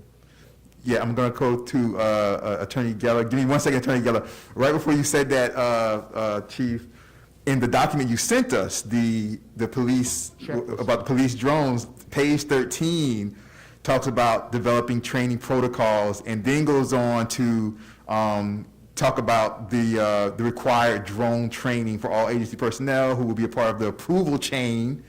So you can have people who are trained and they're only the ones that can use it. That's the approval chain for using drones. This is straight from the police drone document that was sent out. For using drones or who will assist with the drone procedures to ensure operational proficiency. It says you may want to first purchase an inexpensive drone for new pilots to practice with during the initial training after they are approved. Set ongoing training requirements so that the approved members remain proficient in the drone operations and up to date on FAA rules and regulations, And the third tip they have here is to train visual observers in different units, such as bomb squad, accident reconstruction personnel, to ensure that, if you need, for us it would be like a missing person or something like that, to ensure that they understand how to use it and where to fly it and where not to fly it. Attorney Geller. Thank you, Mayor. Our very smart chief took the words I was going to say out of my mouth before I could say them. Leaving aside training, which is operational, which is very much not my area, I was just going to say, until the chief did, that what we need is to have some kind of a procedural framework basically developed by the chief that will clarify the kinds of issues that he and the vice mayor were discussing, so that when people see that the village is going to be purchasing a drone, if that's something that you guys decide that you want to do, if you go ahead with that, so that they can see from the get-go what it's not going to be used for. And the chief certainly, and I'd be happy to review it, but the chief can develop something that will make clear that this is being employed for limited purposes and is not contemplated for something that's in any way violative of Fourth or any other constitutional rights anyone has. And by having that in place at the time that you develop it and approve it, that should go a long way to clarifying what the intent is, and more importantly, what the intent is not. And on that basis, I don't see that it's a problem for you to do such a thing, as long as it's done with that thoughtful policy development, and of course the training and operations, I would entitled to the manager. Thank you. Thank you very much, Attorney Geller. Like I said, you guys, we're in the dry season now, so I don't think this needs to happen until April, something like that, to start considering the purchase to April, going into April, May. So it gives us time to go over protocols when it comes to what we need legally and training and things like that, to try to get those things ironed out. Chief, go ahead, Chief. The very vast majority of this usage, if not almost all of it, is going to be in a time of flooding, whether it's a hurricane or the other floods that Mr. Gladwin talks about, which really, it's a police function to assist, not so much a law enforcement function. And again, I just want to reemphasize, we may chase after a doper, we may go into a door after a doper, we may catch a guy with some drugs on him, but to do a protracted narcotics investigation that will require the use of a drone to set up over a house, we're not equipped for that sort of investigation. I would turn it over, again, to the county with the information we have and let them run with it and support them, in which case I'm pretty sure they would say, keep your drones on the ground, It's their investigation. And that's only because, and what makes us a good department is that we understand our capabilities. And so we're not going to overstep our boundaries in something that, we're going to get up in the air and start looking at something, and then what? And so being that way, we can play a very good support role. So I think people in the village need to rest easy. That's not our task to be doing these things. If we do develop information, we're going to forward it over to the right entities that can follow up on it and get the job done, and we'll be there with them to assist them in our village. So. Thank you very much, Chief. Vice Mayor Urban, Councilperson Perrella. Thank you very much. Anybody else? Mr. Attorney, Madam Manager? No? Anybody from the audience? Yeah, come on.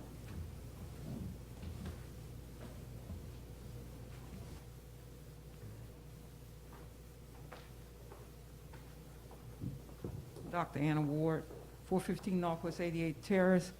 I'd just like to say I'm so glad we got a sensible chief. I'm so glad we do. For a city this size, we should be thinking about being a partner. And if you've ever seen or heard the conversations nationwide about drones, El Patel ain't going into that fight. We're not going into that fight. And the chief is absolutely right. Thank you, Geller. Always being on top of things. As a former city manager, there's no way in heaven, hell, or earth that we're going to do anything like this in a city or village. But we will turn it over to the appropriate authorities. And just like we do at our homes when they flood, we're going to make sure that we're doing what we need to do to document the fact that this is an erosionary situation, not a drone protective or surveillance situation. I'm so glad we got a sensible police chief. Thank y'all. Thank. Attorney to back him up. There you go. We're good. Everything's good over here, you guys. As I said, you guys, in the beginning, before I close this out, that the reason why this came on my radar is because of the flooding with Etta. The Etta flooding, and we possibly missed out on financial assistance for our residents because we couldn't document that flooding properly. So, okay. All right, you guys. Anybody else for drones? We good? Moving right along. Like I said, I just wanted to put this on your radar. We'll bring this back up for an actual vote sometime in March or April when the full council's set. All right? Okay, you guys. Moving on to the next thing. We're at Potholes street repair. Madam Manager, you might want to.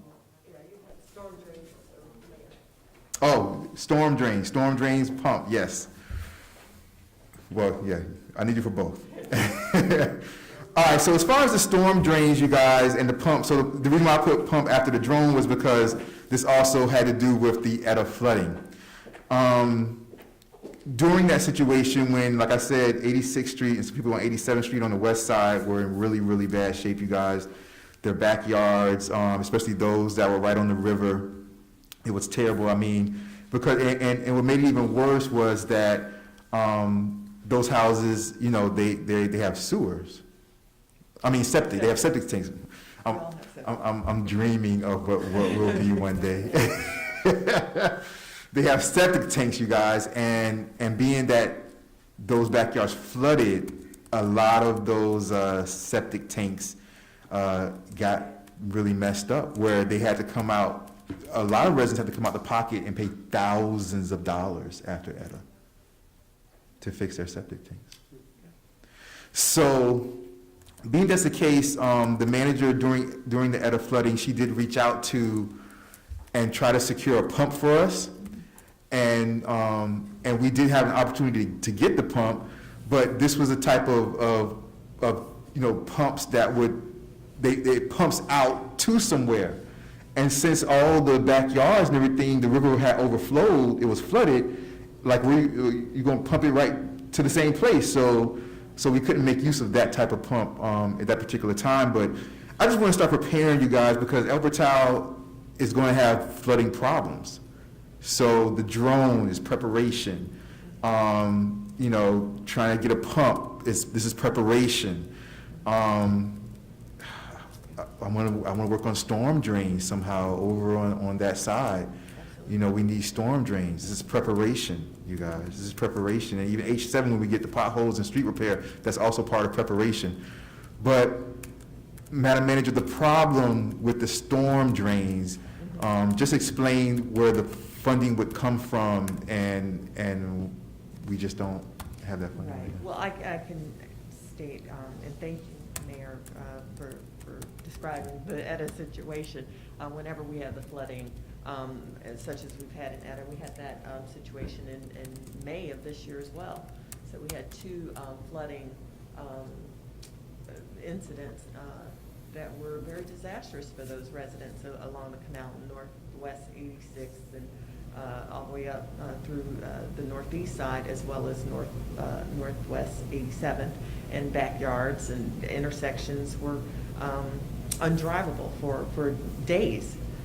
So I was out there on a couple of those days with the residents. Kristen McClain and I were out there with the police as well, trying to wade through some of that and just being really careful and trying to take the photos. So the drone would have been a lot more helpful because many backyards were flooded as well, and we needed to really show that to document our damage to our residents. But yes, at that time, because I'm on I guess pretty vocal and engaged with the Miami-Dade County Office on Emergency Management. They know I'm going to call, and I do in cases of emergency, to see what resources are available for us. One thing that was available was the pump. Of course, they asked me, what are the technical needs? I don't know, so I'm calling around, what do I need, you know? But we got some information. I was able to fill in the request for the pump, and then they said, well, who's going to operate it? Well, I don't know, but we're going to figure it out. Just give us a pump. Unfortunately, we weren't a priority still in that incident, but we did make the request, and but we didn't get it. But what we did get was some mosquito mitigation because of the standing water. That's also a concern. And the county was able to come out and do some spraying for us. So that was one win for us, but we have tightened our communications through our emergency management team, as well as through the resiliency task force and our Little River Conservancy people. So we have a really good group of community members who are working together to get the word out through our Citizens Crime Watch block captains, as well as our social media from police. So we are continuing to get the word out, making sure people know, you know, where we are. It's an up to the minute, up to the hour, play by play on what the levels that the canal, you know, the rise is and what's happening. And we'll continue to seek out resources. In terms of our storm drains, well, you know, we're still trying to get designs done, trying to get things moved forward. We will pick this a lot back up. You know, things did slow down during coronavirus, but the work is still there. So I am circling back with our Craig A. Smith, our engineers, who are trying to finalize some stormwater drainage issues for the El Jardín project. And we're also going to be picking up our other stormwater master plan items and some other things. So those things are coming. We will continue to work on those. They are a priority. As you see from our legislative team, they're still priority too. So it is my my mission to continue to work on that, to alleviate some of that flooding in that area. And we're always looking for residents who, you know, if you can lend opportunity or give us some resources or lend us some suggestions or recommendations, we also look at that as well. And we've garnered some. I think someone was speaking about the Vice Mayor was talking about the pilot program that one of our residents brought to us. Perhaps that's an opportunity. So we'll be exploring those options too. Thank you, Madam Manager. I appreciate it. And the manager and Attorney Geller will tell you that when she says that these things are a priority, I mean, I have them on the phone. Like we're like at it. Mm-hmm. Like when she says, you guys, you know, it's an ongoing thing, we'll work on it. It's not going to be like, oh, it's an ongoing thing, just to like, you know, try to like tell somebody something, just to like, you know, have them quiet for like cause I get frustrated. I'm just like, what do we need to do? Like, let's just do it. And so we're really on top of it, and we're really like at it. So you guys will start to see a lot of things start to come to fruition soon, I think. So, Vice Mayor Urban, you got any questions for the manager? Councilperson Perella, any questions for the manager? Attorney Geller, you have anything you want to say? Madam Clerk, Chief Magnuson, you good? Anybody on Zoom? How we doing on Zoom over there? We're good. Anybody else in the audience? Dr. Ward?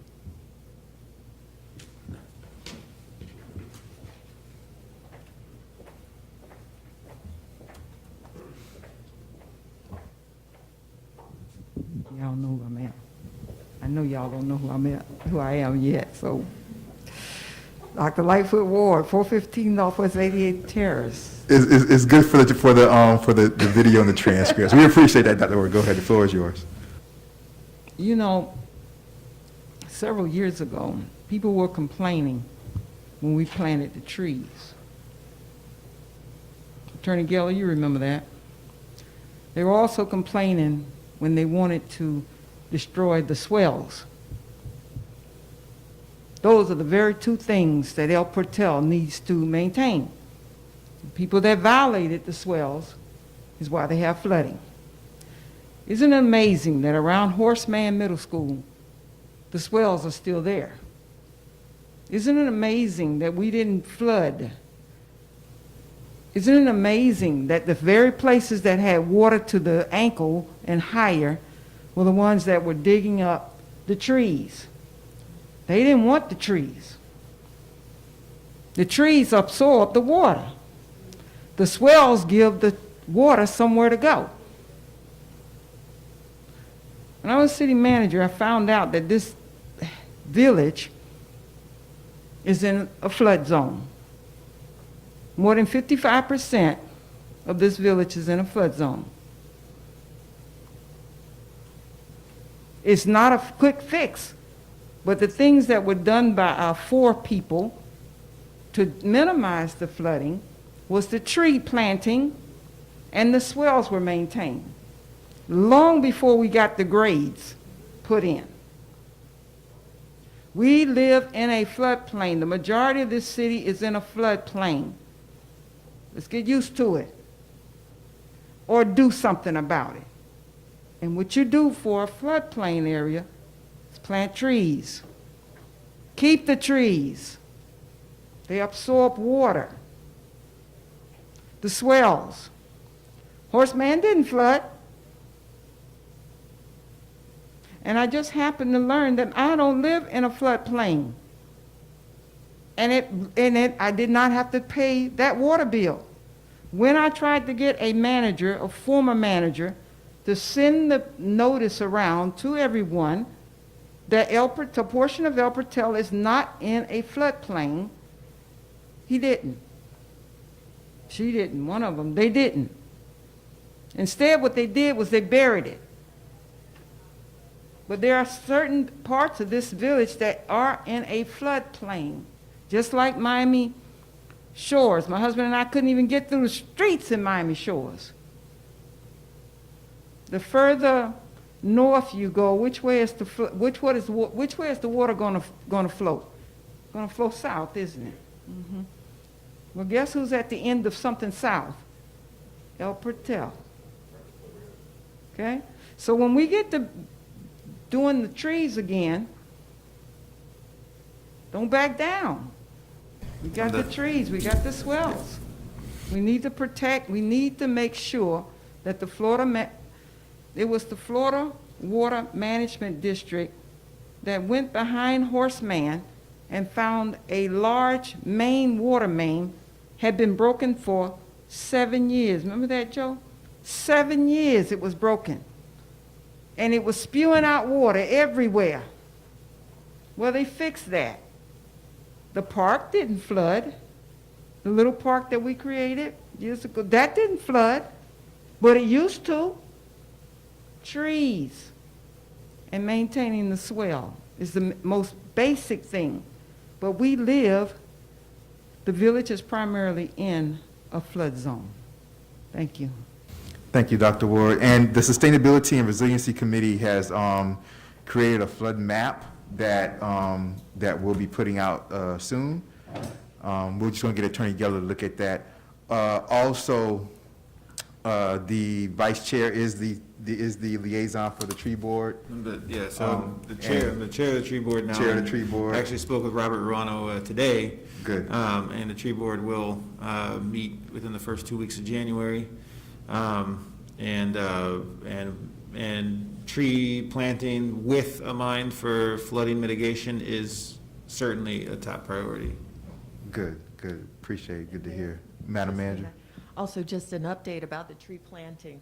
An item passed a few months ago, and we did plant 33 trees along that Horseman in that area for the walkability canopy that we were trying to build that will assist with the mitigation.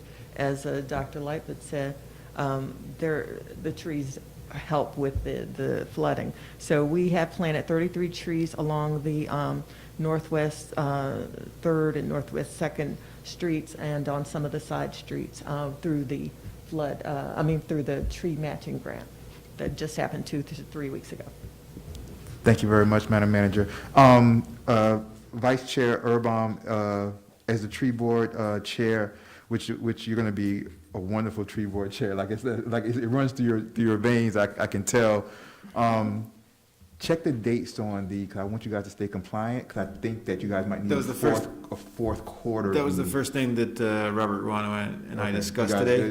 good? We may meet briefly Yeah. before the end of the new year. That's good. But we're not in any danger to do it within the first 2 weeks of Okay, January. all So, right. yeah, that was the Perfect. first thing we discussed today. Perfect, So, appreciate it. Want to maintain that Trees to the USA status. Councilperson Perella, any questions for Madam Manager or anything? All right, Attorney Geller, Madam Clerk, Chief Magnuson, anybody on Zoom? How we looking on Zoom?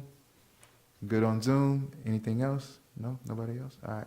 Okay, moving on, you guys. The next thing is the potholes and street repair. Okay, so, and I know Councilor Ferrella might want to come in on this also, but I'm going to start off with the Madam Manager. So the potholes, street repairs, so there's a lot with this. So we had the Dr. Okonkwo situation, which is the pediatric property. We had that where she's asking for that to be repaired. And the thing about it is with that was that this is an ongoing thing. So back before the manager was even here, Dr. Okonkwo was given, given a variance and that her street would be looked at to be repaired, and it never was. So that's one thing. The second thing is also just the potholes period through the village. We seem to be getting more potholes, and the potholes that were there seem to be getting larger and really dangerous. And so my number one concern right now, as far as I'm just saying between the potholes and the street repair as a whole, are those potholes. Now, so the question begs, Madam Manager, that some potholes can be filled in, and we're hoping most potholes can be filled in, but then there's some potholes that, I think there's a couple that are so large and just, a nuisance that just filling them in won't work maybe. Right, and that is true. And also, most of the potholes in West 86th Street, that's the big one that's really damaging to vehicles. That's a result of flooding. Flooding does erode the road, really makes them dangerous, especially here on Northeast 89th and Northeast 90th. I mean, it's awful on those two streets, right at Northeast 2nd, on both sides of Northeast 2nd for those streets as well. But yeah, the erosion from the flooding contributes to that. So until we can get some storm drainage, the pothole issue will remain, but we still have to do something. So also, we have been trying to get some communication with the county. Some of these are county roads, and they are responsible for fixing those potholes. So I know a resident had been working with me, trying to do some outreach to the county to see who's responsible for what, and we haven't been able to identify which roads are county-owned and which are ours. I had a meeting with our CFO this morning, an extensive meeting on just ways to fund this, and I did provide you all just the 3 quotes that we were able to finally get with the assistance of Councilperson Perella as well, who jumped in and made some calls too. Just because they are so few, we are limited in the contractors who are willing to come out to do this work.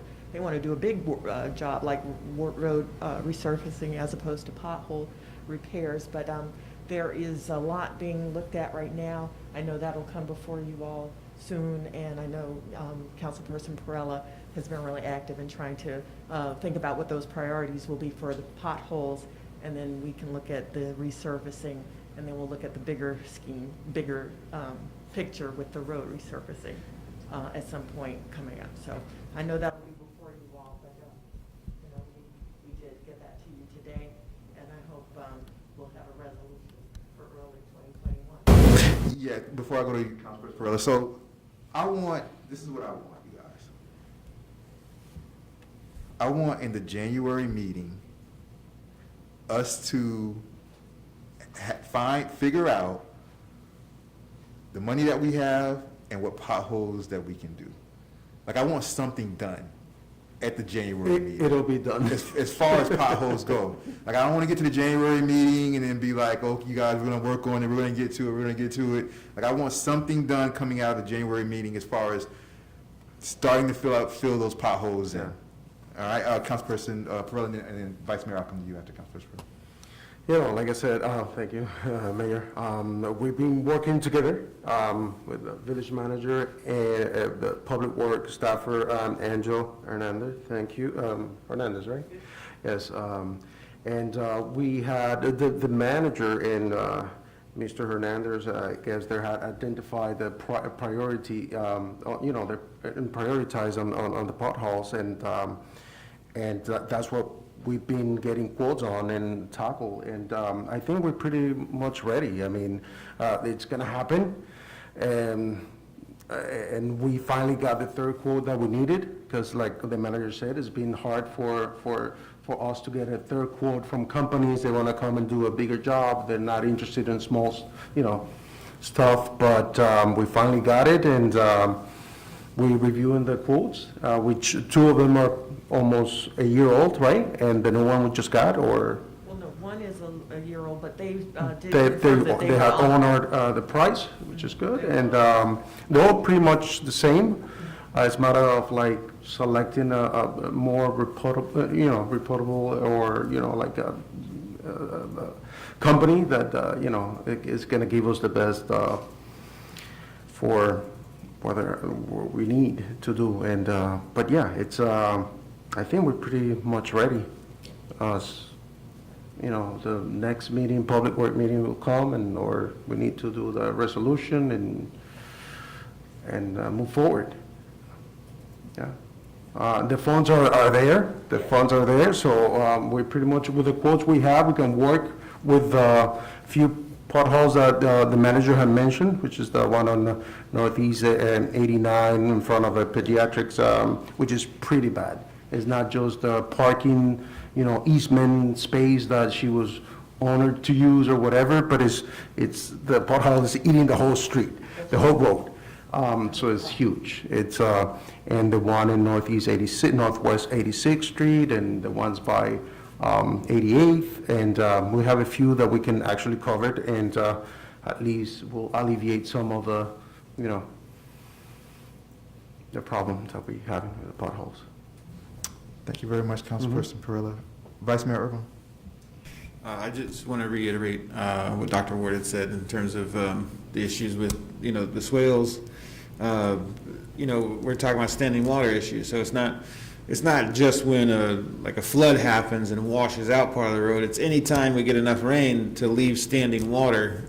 Standing water is gonna, we don't see it, but it's eating away at the road when it's sitting there. So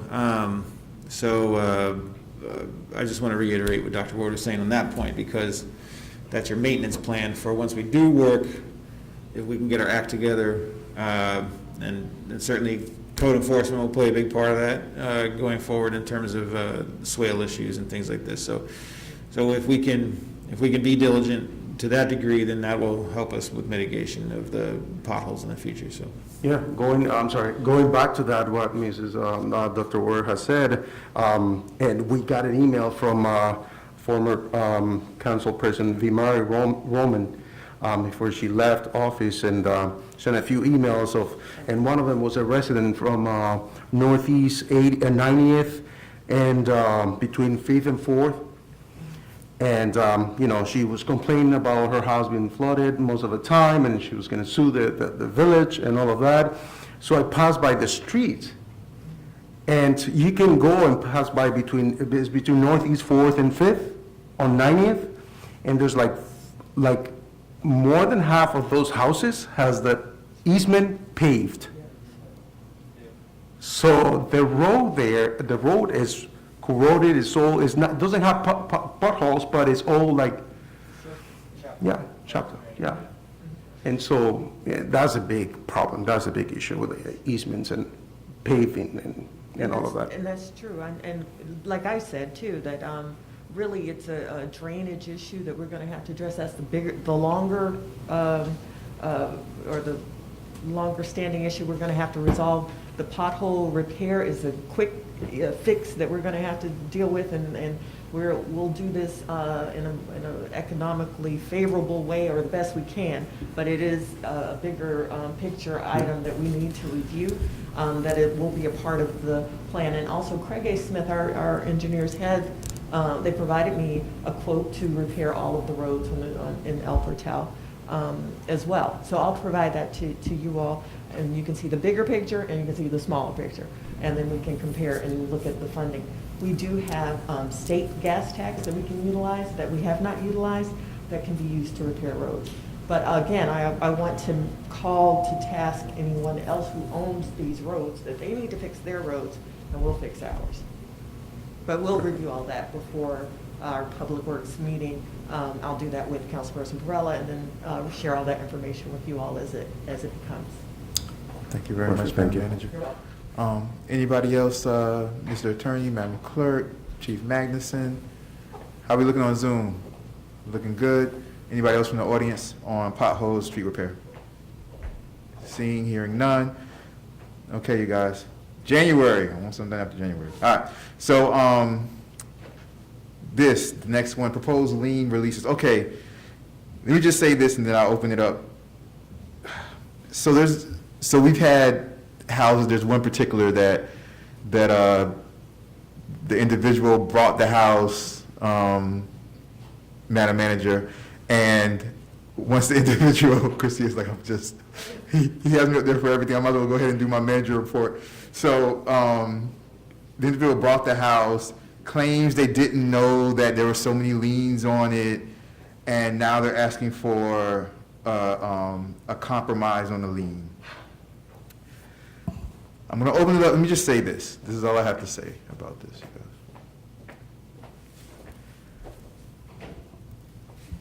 My heart goes out. I understand. If we want to uphold what our village is and how our village looks,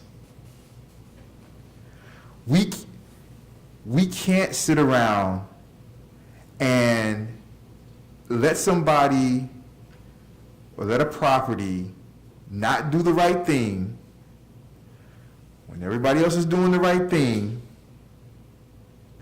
and because of that, they get fines, then there's a lien, and the process goes.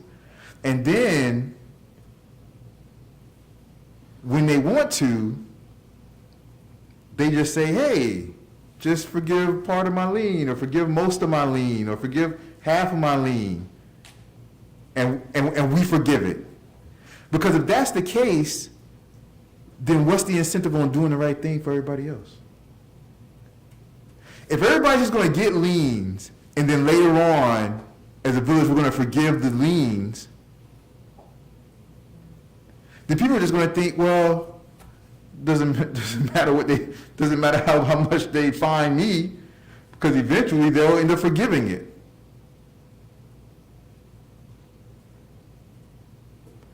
So I think we just need to be real careful, you guys, with this. Real careful, because there's another situation where the individual went to the, where'd they go, Madam Manager? They went to, they're selling the property. You're talking about the other one that came up last week? Yes. Yeah, they are selling the property. They claim they had a lien release on the village and everything was perfect and they were moving forward, and then that came out not to be true. So that went to Mr. Geller. He asked me about it, but there were hearings and. No, but they went to a hearing. There was a hearing and there was a resolution to the hearing, and they had a payment. Yes. Through the master hearing. Right, and they never. They got a payment through the master hearing back in 2009. 2009. Didn't pay it. Yes, and there was $300 a day accrued on that from 2009. Didn't pay it. And now they're like, oh, we'll just forgive it. Attorney Geller? The manager and I are talking about these couple specific cases, so I don't want to really address those publicly. But I just do want the council to understand as a general rule that code enforcement liens are not intended to be a profit center for the village. They're not intended to make money. They're intended to accomplish two things. They're intended to make sure that the village is not out-of-pocket money on trying to keep these properties in compliance. And sometimes the village, for instance, has to mow a lawn or cut something down or pick up garbage or something like that. There's a cost to that, and the village always needs to be able to recover its costs. The other purpose of code enforcement liens is they are supposed to be coercive. They are supposed to coerce residents into complying with the law. The fact is that unless there's a sale, they are very difficult to enforce.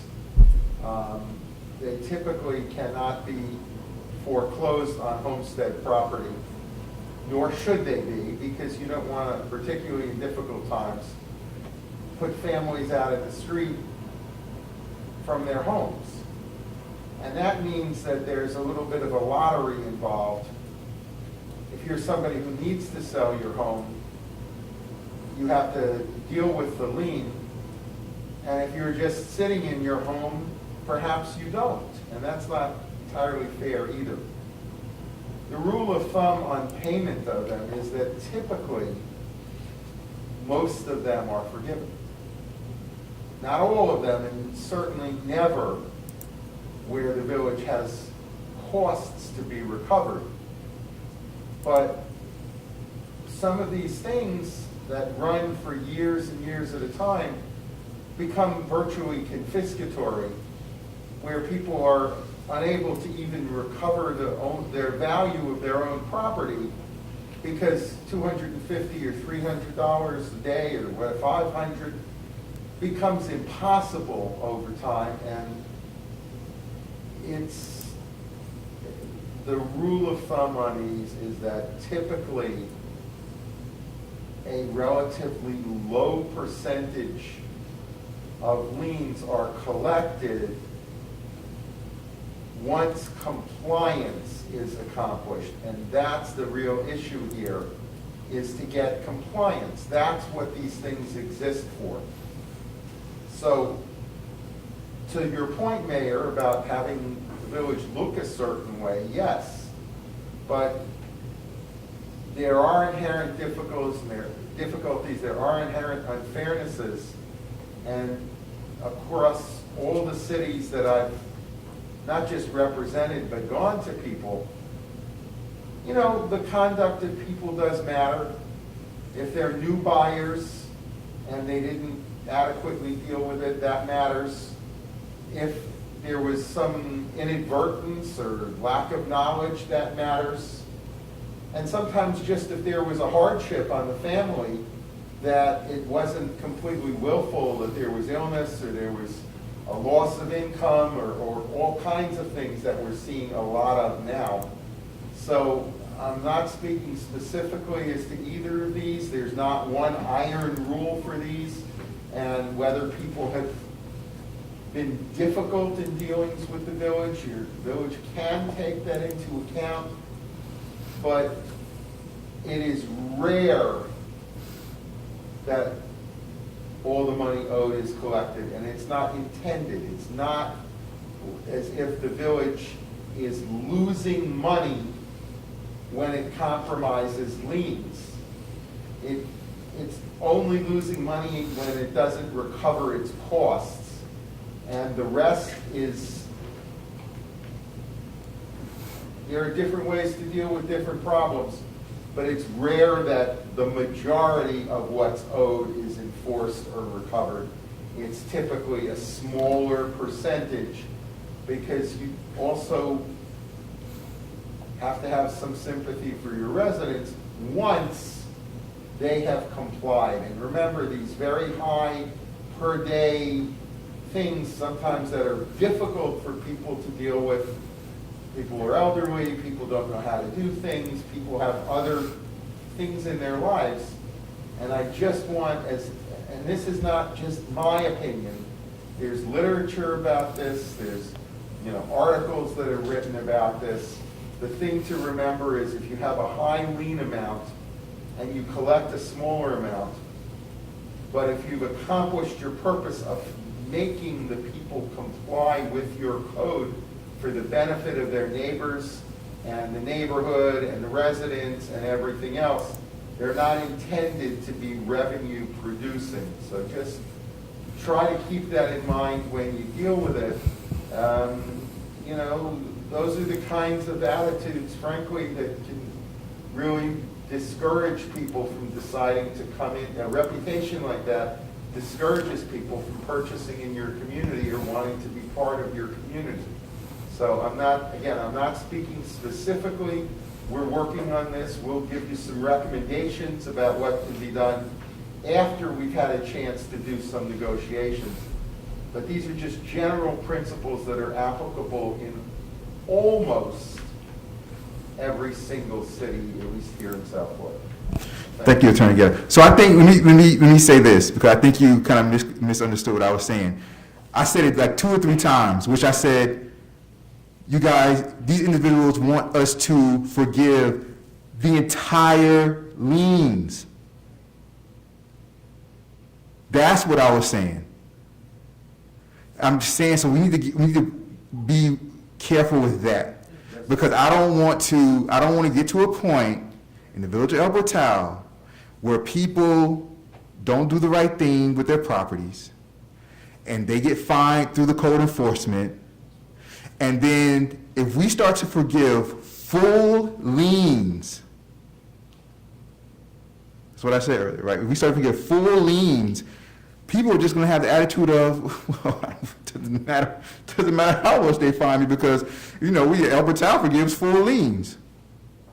So we have to find that middle ground, you guys. And in January, we're going to tackle this. This is why I have it on here. So start getting your mind right for January. In January, we're going to tackle at least these 2 situations. We'll tackle this and come to a decision. All right? Coming out of January. Okay? But my thing, what I just wanted to say, and I appreciate that, Attorney Geller, what I just wanted to say was we have to be really careful with forgiving full liens. I personally don't think that's something that we should do. All right? So just be careful with that. We'll go to Councilperson Perrella, and then I'll come to Vice Mayor Urban and the manager. Go ahead. Yep. No, when it comes to liens, and I understand your point, and it goes back to what you said, whether we set a percentage, or saying that we're gonna forgive half of it or whatever, it's still in their mind. Like I don't care if I get 100,000, 300,000 in fines, collecting the because at the end they're gonna just forgive half of it or whatever. So that should be something that, whoever's affected is the one that's selling the house. And so that's why we have to keep it however it's been running for now. And again, there's a few cases. One of them is like the house was sold foreclosed, or it was a cash sale. So you're not punishing the previous owner that was the one that wasn't in compliance, but the new owner that had nothing to do with it, and all they want is to come in, purify, and sell it. And actually, that's the only revenue or income revenue we have, actually, property taxes. So for me, the sooner we, actually solve this matter, or at least with that one particular property, the sooner they start construction. And I heard they want to split the lot in 2 and make 2 houses. So that is something that, And as the other property goes, like, again, if they were in compliance for all these years and now they're trying to sell the house, well, then you have to be held accountable for what you didn't do through all these years. So it is what it is, I think. Thank you very much, Councilperson Perrella. Vice Mayor Urban? I agree that, I took notes on what Attorney Geller was saying in terms of, what things you take into consideration in terms of agreeing, okay, we'll knock this off, we'll knock that off, things, things to that effect. I also took notes on, I think you said it 3 different times, your goal, what the goal is. So, you got to keep your eye on the goal. What's our goal here? What do we want to get to, right? And then in all of that, I think we're in agreement in terms of agreeing that we don't want to encourage people to disregard, compliance. So I personally believe that most anybody who owns property really should be able to do almost anything they want with that property. So I'm very much on the side of property owners' rights, right? But then conversely, we've got health and hazard things to take into consideration and things of that nature, right? So I know that in one of these instances, I had asked at least, okay, did we do everything correctly from our end, right? And we believe we did, but we're verifying that. So out of that, I think there's also a consideration of, do we have all of our ducks in a row? Do we have our I's dotted and T's crossed? I think I would add that to the list of considerations in terms of knocking down what we're asking someone to pay on those liens. The other is, in light of that one specific situation, do we need to do like a lien audit of where we stand right now to be sure that any existing properties with liens on them are properly reported, so that so that people are able to find those, discover those when they're looking at property to buy, invest in, et cetera. The other, with one of these issues, the fact that it is a flipper is a whole nother layer of considerations, because if you've got a flipper hammering us on, asking us to cut corners, now I'm sitting there thinking, okay, well, how many other corners are going to be cut on this property, and so that's a little bit concerning, to be perfectly honest, from my end. So if we're going to act in good faith, we certainly want everyone else to be acting in good faith as well. And so it sounds like a lien audit might be something we want to do. But then in general,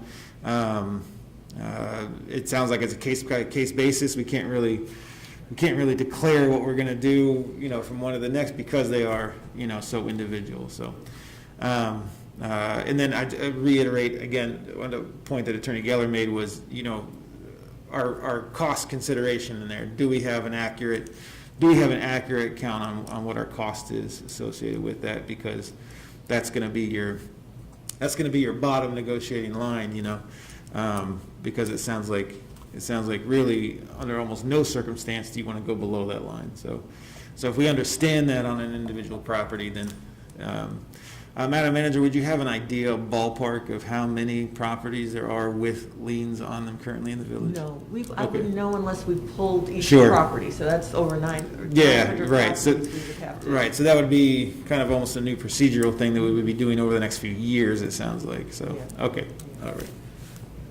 But I can, from what I've seen, we're filing appropriately. I haven't seen that we haven't yet, but it does, I don't know. So we wouldn't know until we saw all of the properties, but that would be a labor-intensive undertaking. Thank you very much, Madam Manager. Any more questions, Vice Mayor Erbaum, Councilperson Perrella? No? Mr. Attorney, any questions or comments? Madam Clerk, Chief Magnuson? How we looking on Zoom? Looking on Zoom, we're good. Anybody from the audience, any questions or comments about liens? Mayor, actually, I will just say that in terms of what I said, I think the remarks that all three of you made are also correct, and I do agree with what the three of you have said individually. Those are also important considerations to look at, and if my remarks didn't catch that flavor, they ought to have. But I don't disagree with anything that was said on the dais. I think the points you made are all correct, and at the end, it is case by case, and all of this needs to be looked at. No, nor do we disagree with you, Mr. Attorney Geller. Nor do we disagree with you. I hadn't finished quite saying what I was saying, But I did want you, but it's good you came in and said what you said, because you kind of like allowed me to lead into the finishing of my, the completion of my little speech there. I appreciate that. Nobody else for lien releases. So you guys, in January, at least in those two cases, I want resolutions. So just like with the pothole situation, come in January, ready to go. Yeah? Okay. H9, you guys, is the interim village clerk position and clerk application. So remember you guys last time when we spoke, when we did the clerk contract, it was 120 days. We're at that point. All right, we're at that point. So we need to extend the interim clerk. Still, you know, we're getting contracts. We're getting applications here and there. And I said, you know, I wanted the clerk to at least be here through the election, because I don't want to bring in a new clerk with the election process and stuff starting up. So we'll need to extend her. I mean, this is December. We need to extend her to, you know, February. If we get any type of you know, application or something that's from like out of this world or something like that, then we can revisit it. But let's at least, I think we should try to extend her through at least February. If the election's February 16th, then at least to the February meeting. So. I said at least to the February meeting, which is the last Tuesday in February, so it'd be after the election. So. All right. Look, even beyond the mask, we can see the smile. So this is December, so we're talking about at least another 60 days, Well, 90 days. I didn't count it individually, but just roughly counting weeks and multiplying by 7. It looks like to get us to the day of the election, we're already at like 63 days. So it'll need to be, yeah, it'll be neat. 90. Yeah. I'll ask for a motion in a second soon, you guys, for extension of 90 days. But before I get to that, anything you want to say, Vice Mayor Urban, about this situation? Anything you want to say, Councilperson Perella? Anything Attorney Geller, Madam Clerk, Madam Manager? How are we looking on Zoom? We're looking good. Do we have any hands up? Oh, we're good. Anybody from the audience have any questions or comments or anything they want to say about the interim clerk position? We're good. All right, Chief Magnuson, you good? All right, my brother, good to see you. Okay, so you guys, 90 days, looking for a motion to extend the interim clerk contract for 90 days. We'll do a motion, we'll do a second, and then we'll do a roll call. Yeah, no, I agree that we need to keep the continuity through the election. So I'll make a motion to maintain our current interim clerk for 90 days. That's my motion. Do I have a motion? I have a motion by Vice Mayor Urban. Do I have a second? I'll second the motion. I have a second by Councilperson Perella. Madam Clerk, may I please have a roll call? Councilman Ferrell, Yes. Vice Mayor Urban, Yes. Mayor Nicholson. Yes. The item passes 3-0. Thank you very much. I appreciate that, Madam Clerk. Moving on, you guys, to the resolutions ordinances. Okay, so earlier we spoke about the dates for the qualifying and the special election. Again, the dates are January 4th through January 15th, Monday, January 4th, starting at noon, through Friday, January 15th, ending at noon, and the election's a month later, February 16th, which is a Tuesday. We kept it on a Tuesday because that's like the government day. And that would be the special election. So earlier, you guys, I gave the dates and everything just because I wanted to give it to people, for people that didn't have, that wasn't able to stay this long for the meeting. But right now, we have to do the actual resolution to make it official, okay? So it says here, the dates for the qualifying and for special election, Resolution 2020-42, a resolution of the Village Council of the Village of El Portal, Florida, calling a special election for Councilperson Seat 2 and Councilperson Seat 3 of the Village of El Portal Council, setting dates for qualifying and for the special election, providing a notice of election, providing for incorporations of recitals, providing for an effective date. That's pretty much what it is. Does anybody have any comments, questions? Vice Mayor Urban, Councilperson Perrella, same thing we went through before. This is just a resolution to make it official, you guys. Anybody from the audience, anybody from Zoom? We looking with, anybody from the audience? Any questions or comments? What's the question? If anybody from the audience has any questions or comments? No, I understand. But if anybody from the audience has any questions or comments, this is your time to say it now. I just want to make sure, Dr. Ward, especially on Zoom, because everybody was asking about the dates and stuff, so I just want to make sure we're good. All right. All right. Nobody has anything else to add, you guys? For Resolution 2020-42, do I have a motion to approve? Yeah, I'll make the motion to approve Resolution 2020-42. Do I have a second for Resolution 2020-42? I'll second the motion. Thank you very much. Madam Clerk, may I please have a roll call, please? Councilman Perrella, Yes. Vice Mayor Urban, Yes. Mayor Nicholson. Yes. The item passes 3-0. Thank you very much. I appreciate it. Moving right along, you guys, Resolution 2020-43 is the interim village attorney's contract. A resolution of the Village Council of the Village of El Portal, Florida, approving the contract of the interim village attorneys, providing for an incorporation of recitals, providing for an effective date.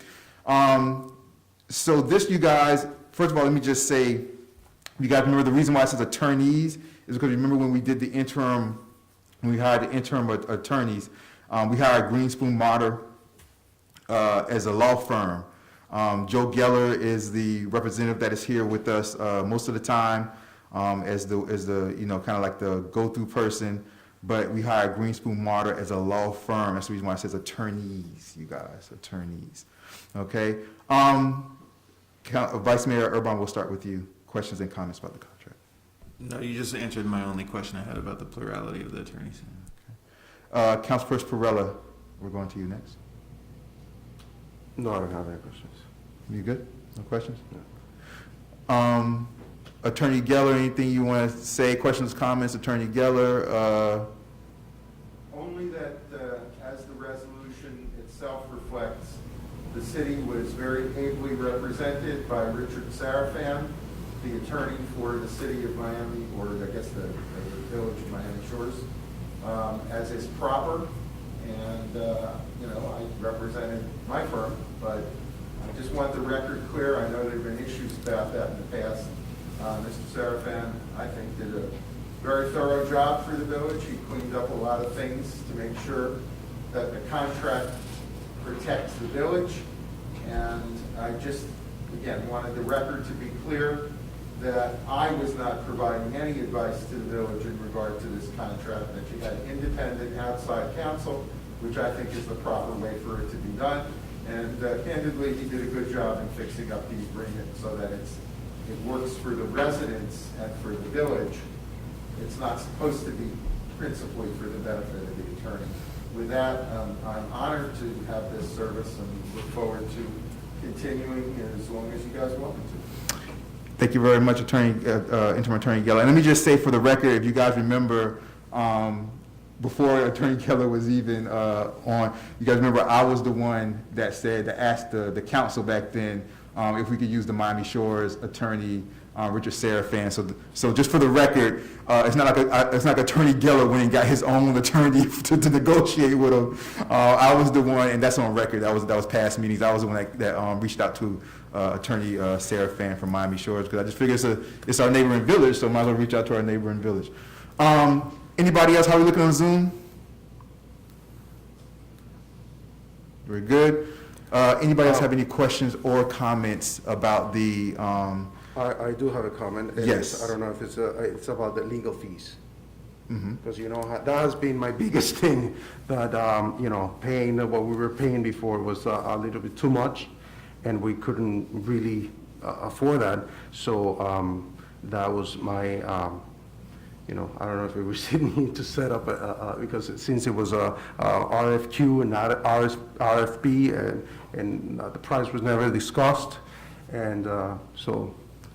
Yeah, I think that well, the reason why it became an issue, and correct me if I'm wrong, Councilor Ferrella, the reason why it became an issue in the past was because everything seemed to be outsourced. Right. Like, and so it ballooned to a great number. I think we should give Green Spoon Martyr a chance and an opportunity, because as you see, it says attorneys, plural there. So, No, and that was one of the reasons that I Yeah. leaned more towards them, because it was the whole firm. They have every single department that we can actually get used of. Yeah. And it's more like an in-home, service. yeah, I think we should give them, I think we should give them that opportunity, because before it wasn't that the pay to the attorney was too much, it was that everything was outhouse, so it just ballooned. That pay just ballooned up, like, into craziness. But I think now it may be different. So I think we should give the opportunity. We can always come back and revisit this. So, I mean, what say you, Vice Mayor Erbaum, and while he's speaking, you think about what, I'll come back to you, think about a price that you have in your mind, and we'll see if we can agree. Vice Mayor Erbaum? Yeah, I imagine that, whether it's going to be February or March, that we have a kind of a mid-year budget review. And then additionally at that time, starting in January, we're going to restart the discussions on finalizing the official RFQ process, for a permanently established attorney. So I share Council Person Perella's concern, and wholly, I completely share that concern. And I also agree with Mayor Nickerson that in a matter of a couple of months here, as we approach the mid-year budget review, additionally, finalize the discussion of finalizing the RFQ process. I think all of those pieces will come into light, so that if we are going down an avenue of ballooning expenses again, it's not going to be a year before we catch it. We're going to catch it in February or March. So I'm trusting Mayor Nickerson on this quite a bit, and then at the same time, I'll be looking to talk earnestly about it as we get to it for mid-budget review, as well as the finalization of the RFP. Yeah, and let me just reiterate. I think you should give it a chance. I think it'll be different from what you have in your mind. But go ahead. No, I'm good with that, Dan. Yes. Okay. But just keep it in consideration, because that's one of the course, things. of course. I think what Vice Mayor Erbaum said is 100% fact. We'll be finalizing and having revisiting all this when we pick the permanent village attorneys or attorney. Yeah, don't eat too much over the winter break, because we're going to have meat and potatoes in January. Exactly. Exactly. All right. Anybody else? Any questions or comments about this particular item before I ask for a motion? Anybody? How are we looking on Zoom? We're good on Zoom. Anybody in the audience? Nope. Hearing none. Do I have a motion to approve Resolution 2020-43? I'll make the motion to approve Resolution 2020-43. Moved by Vice Mayor Erbaum. Do I have a second? I'll second the motion. Second by Councilperson Perella. Madam Clerk, may I please have a roll call? Yes.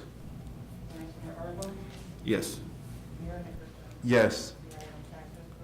Thank you very much. I appreciate it. Moving on to. Thank you very much, Attorney Geller, Interim Attorney Geller. Moving on to the reports, Madam Manager, if you want to breeze through your report.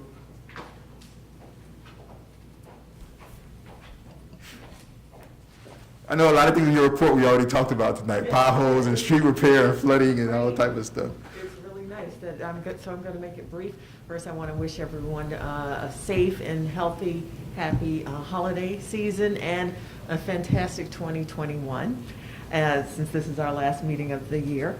And I also want to let the council and our residents know that I've hired a new code enforcement officer. Her name is Michelle Shariar. She was the code enforcement officer at Sunny Isles, Surfside. And then she was also the code enforcement officer at City of Hollywood. She will be starting with the village on January 4th. We're excited to have her. She's got lots of good experience, and I'm excited to add her to our roster and to get her in place so that she can make a difference here in El Portal. Besides that, I have put my manager's report on the village website for all to review. I don't have any further updates outside of the things we discussed besides the one item, which is our circulator pilot project shuttle.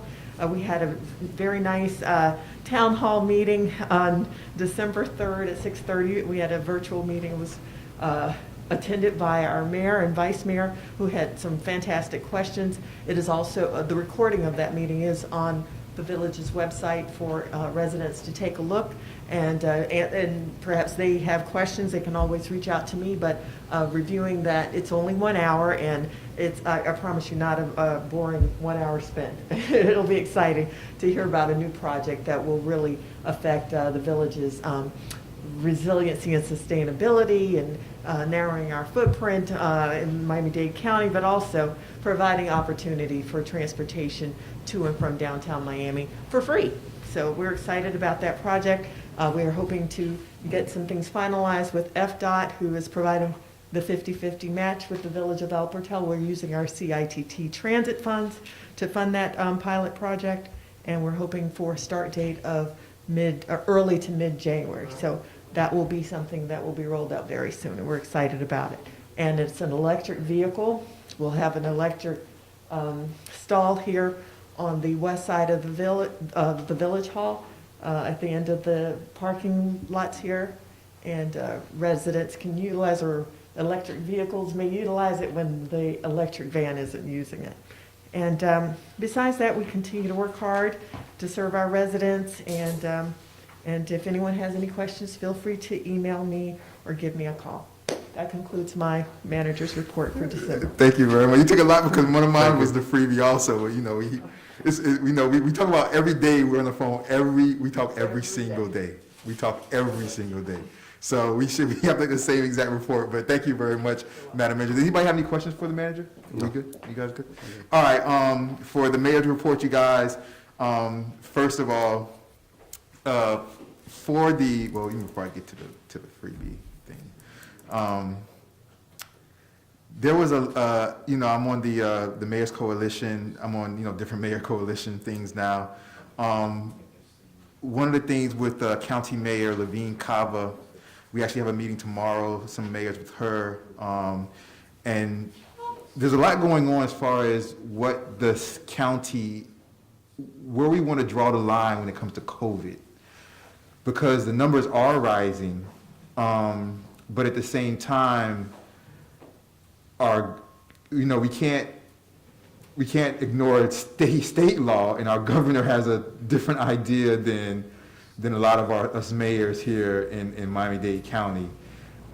So we, led by Mayor Suarez and Mayor Levine Cava, City of Miami Mayor Suarez and County Mayor Levine Cava, we did do a resolution as the coalition of mayors that we're sending to the Capitol about just kind of like the concerns down here in Miami-Dade County, and trying to find that fine line between allowing people to go to work and make money like they have to, but to also be safe, as I know Councilor Farrell is all about safety. Yeah. So we have another, like I said, we have another meeting tomorrow at what time is it? Where's my Zoom link? At 4:30 p.m. So we'll see you guys. No, Thursday at 4:30 p.m. Thursday, December 17th at 4:30 p.m. So we'll see, and hopefully we can have some of Dade County's needs be respected, as far as safety goes. Also, there was the whole thing, Madam Manager, with the CARES Act funding. And just for a background on that, quick background on that, you guys, I'm not going to be too long so we can get out of here, but a quick background on the CARES Act funding. So that was money that was given by the national government about COVID. The problem is, though, is that you had to, your municipality had to be above a certain number of population to be able to qualify for the funding. And that was, so any money that was lost because of COVID, you were going to get reimbursed. The problem with that is that the way that the national government set it up would be that the only municipality in Miami-Dade County that would qualify would be the city of Miami. That's it. That would be the only municipality that would qualify. So kudos to Mayor Suarez. What he would try to do is, well, the former county mayor, let me start there, the former county mayor wanted to just keep the money that they got, and Mayor Suarez fought to say, you know what, I'll split the city of Miami's money with every other municipality. And so that's very good. Mayor Suarez and now County Mayor Levine Kyle was behind that also. So that's just an ongoing thing that hopefully now can come to pass. So, and hopefully everybody will be looked out for evenly. That's pretty much it, you guys. As far as real quick here. I'm working through the Sustainability Committee with the Mayor, Attorney Geller will be looking into this for January. The Biscayne Bay Protection Resolution, the Friends of the Biscayne Bay reached out for that. We're still in discussion, Attorney Geller, Madam Manager, about the building fee adjustment. Remember we told Mr. Jean to find that scale so that it will be written down so that we have that going on.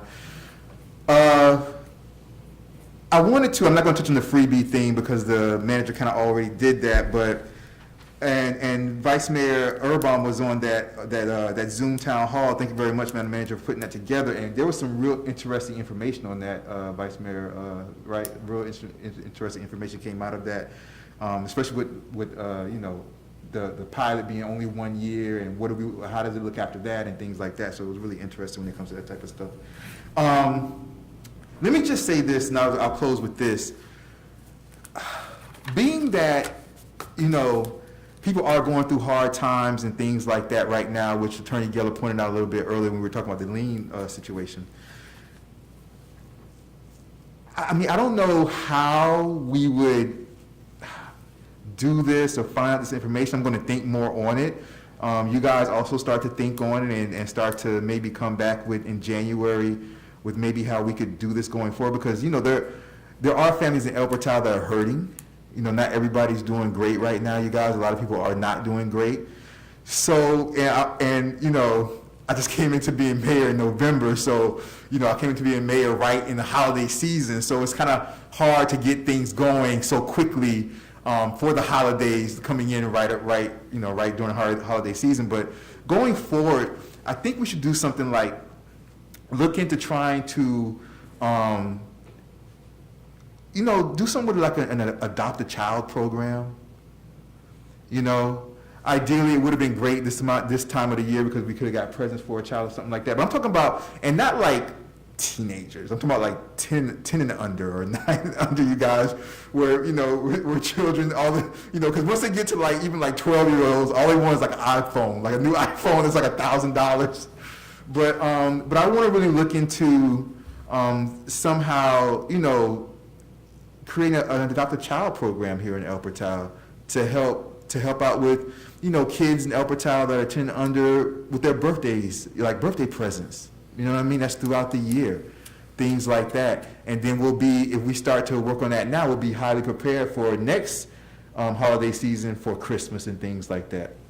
And it doesn't have to be, just like that's why I said birthdays. It doesn't have to be, one family, one child, and we forget about all other children. But if we do an adopt a child program, and we adopt many different children, age 10 and under, and we get all their birthdays and things like that, and maybe we can, do things for them that not so expensive, but that to show them that we care and help alleviate some of the financial burden for like a birthday with presents, stuff like that, on the family itself. So I really want to look into an adopt a child program now. I'm going to do everything I can to try to figure it out. But I'll have more, details in January. I really want to get this started and have it be like an ongoing thing throughout the year with different families and different children from different families. I'm really going to be passionate about this, you guys. So start to kind of brainstorm and think about that. And we have a lot to tackle in January. That's my mayor's report. Any questions about my mayor's report? Any questions or comments? Councilperson Perrella, Vice Mayor Erbaum, you guys are good. Anybody on Zoom, questions or comments about the mayor's report? Attorney Geller, you're good? All right, Madam Clerk, we good? Chief, we good? Okay. Attorney Geller, attorney reports, you guys.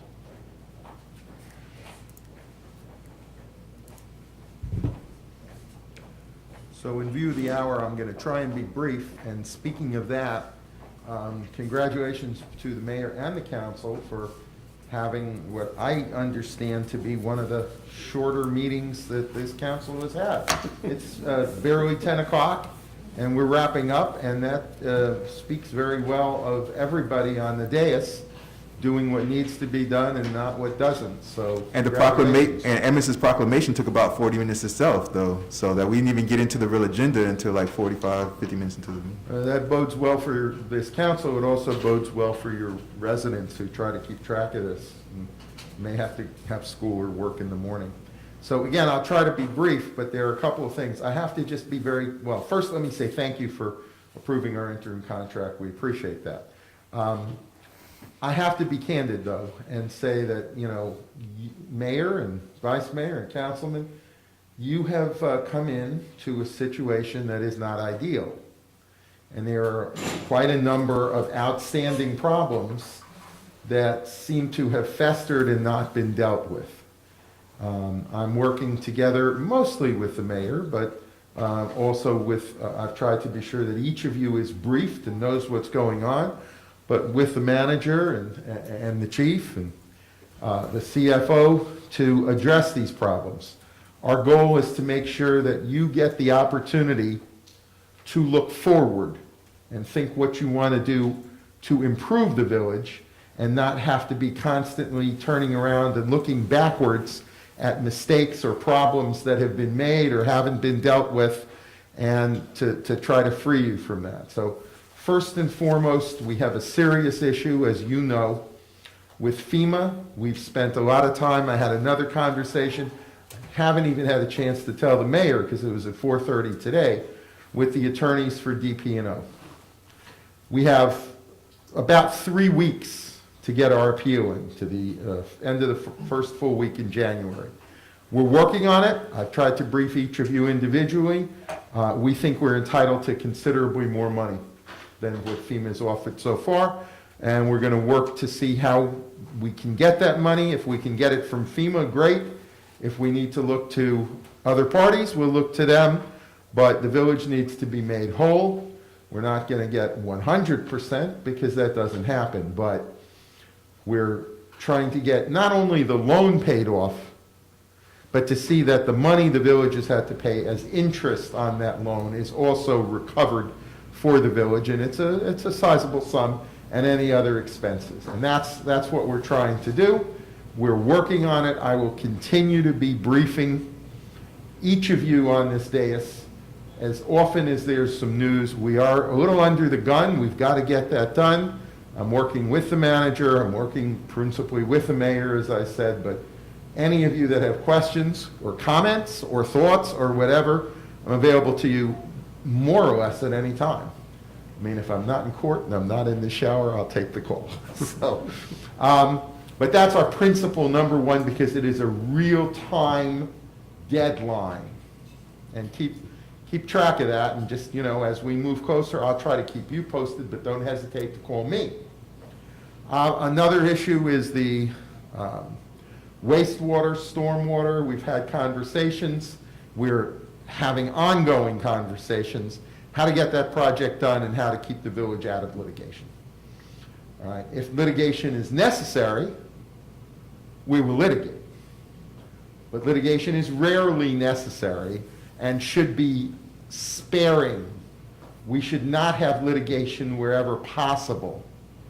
We need to solve these issues. We need to make the best of what we can, usually, if it's compelling that there is no choice but to resort to the courts, or if someone chooses to sue us, we defend, but we're not here to make lawyers rich. We're here to solve problems as cheaply and correctly as possible for the benefit of the citizens of this village, so they don't have to pay extra money in taxes. And we will continue to do that. Based on some conversations, I'm hopeful, I could almost go as far as optimistic, that we're going to be able to get these issues resolved. And hopefully it will be without resort to any kind of litigation. It's a pressing issue, second only to FEMA. We are working, and I've had the opportunity to talk with the chief about this, as well as with each of you and with the manager, to try to achieve some kind of labor peace with our officers. We have one of those distinguished individuals, as well as our chief, in back. We value the police officers who protect this village and who risk their lives every day. This isn't the most violent city, but anything can happen anywhere.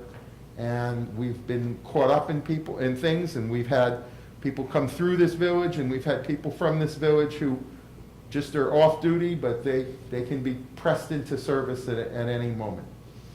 This is not a rich village. We have to do what is within our means, but it is a principal concern of most of the residents that they be safe. And that's why there is an El Portal.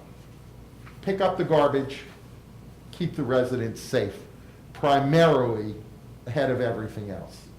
So we have some innovative ideas I've discussed with each of you that will be fair to the officers, but also be fair to the residents, try to provide some predictability, try to provide, what can be done within the limited means that the village has available. I just want to say from my preliminary investigation that we have officers here who are making less than they could otherwise. And part of that, and I'll just put this on the record because I've heard it more than once, is because most of our officers have enormous respect and admiration for your chief of police, who apparently is a very extraordinary leader, and they think that they admire his leadership skills and feel that they can learn from him. And that keeps people here, but we can't count too much on that. So we need to see, based on the fact that this matter had gone to impasse, which frankly ought not occur typically, and then the impasse was handled in a questionable way.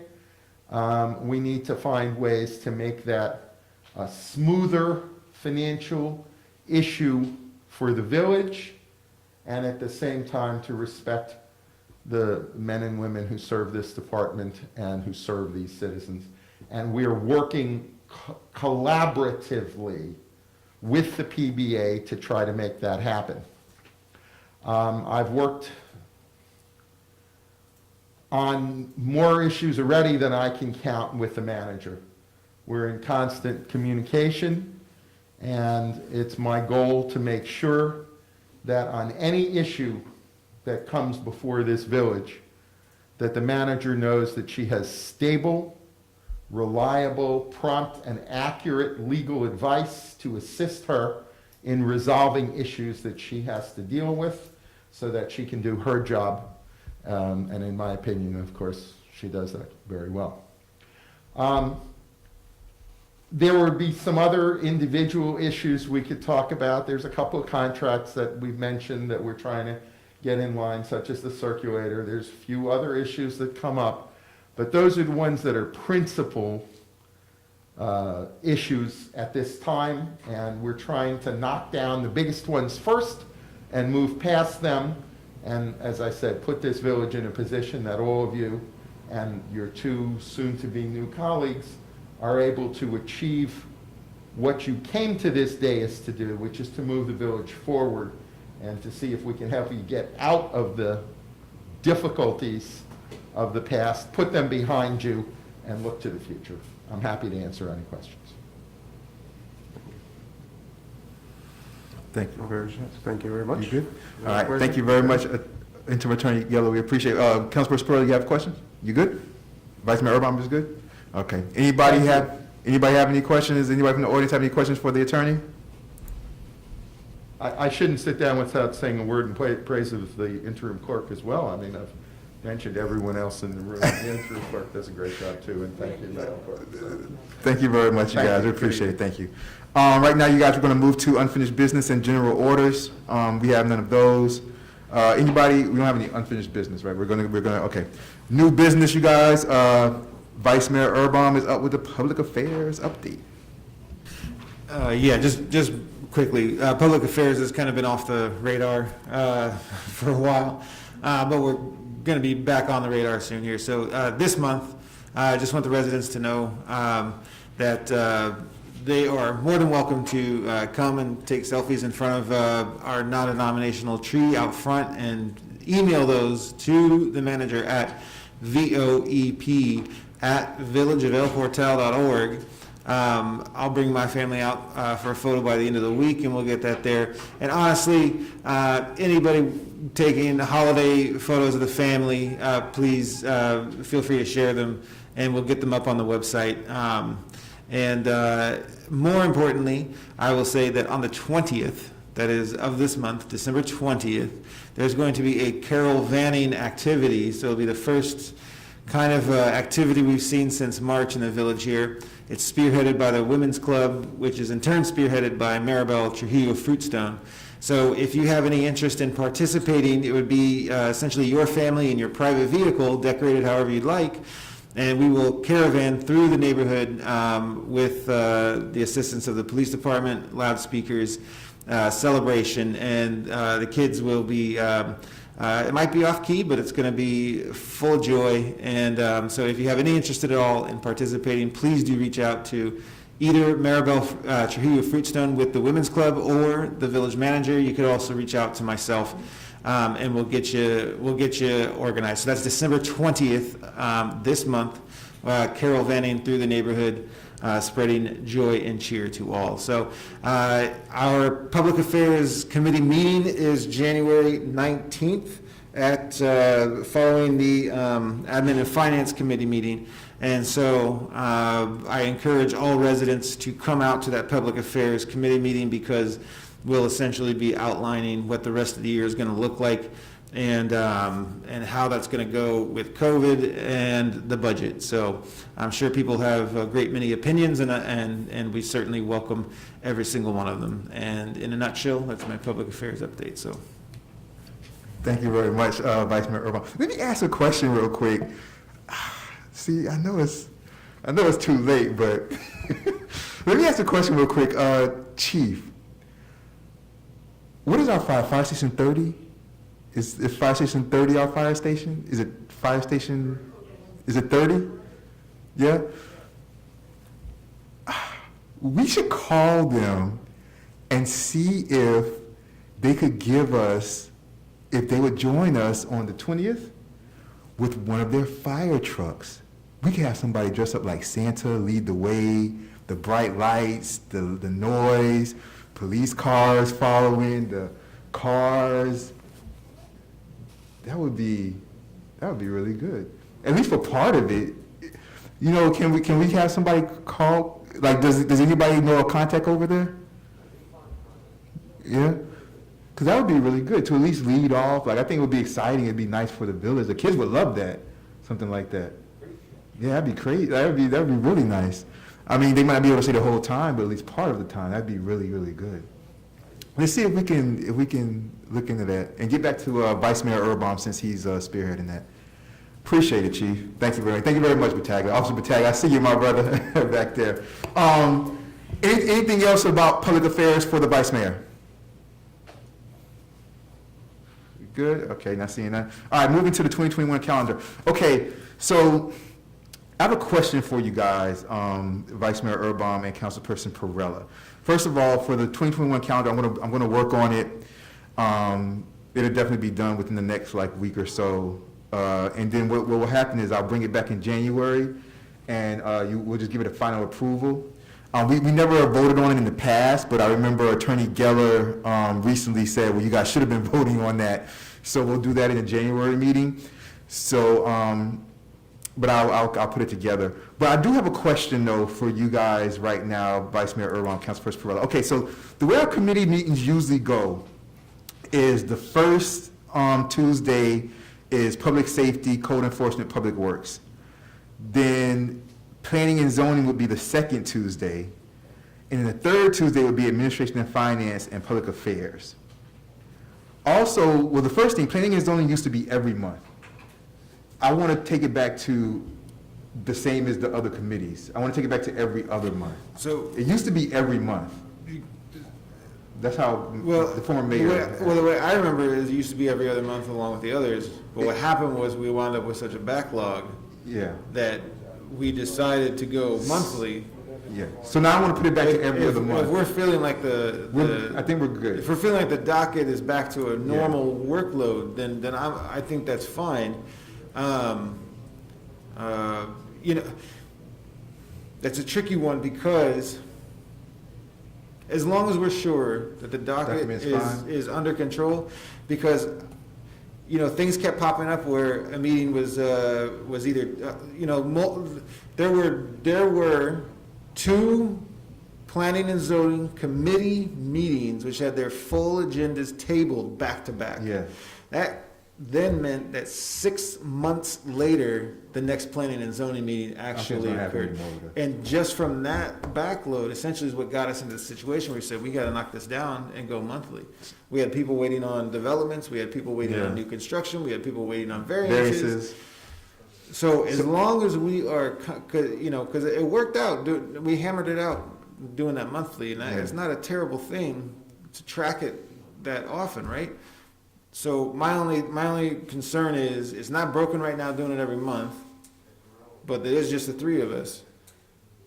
And so as long as we are feeling confident that we can handle that docket, then I'm okay with saying, okay, back to every other month. But, I think we should try every other month. It seems like, and I believe it clear, Uh-huh. yeah. Well, you have twofold. Mhm. You can keep it as it is. If there's nothing on the agenda, nothing coming before you, you cancel the meeting, because there's nothing on the agenda. Or you can do it every other, and if you seem to have something. We can have a special meeting if we want. That needs to be done, then you call it. we can do a special meeting. But I think we should try it out, and if it seems like we need to have every month, we can go back to the every month. Okay, a concern of going back and forth on that is that residents need consistency to know, so, I don't know that enough time has passed that residents are used to having it every month right now. So if we go back to every other month, I think we're probably okay, but, whatever we decide should be for the future. I think we should do, this is what I think we should do, and I want to come to a consensus before we leave here. I think we should do every other month, just like every other committee meeting. That's my. The only thing I would throw in there is because we've taken the January planning and zoning and already held it in December, right? So in theory, if we continue it monthly, February will be a planning and zoning. But if we go back to every other month, now we're to March. We're in March. So I'm thinking, let's get to March monthly. So we've already had January's meeting, right? Uh-huh.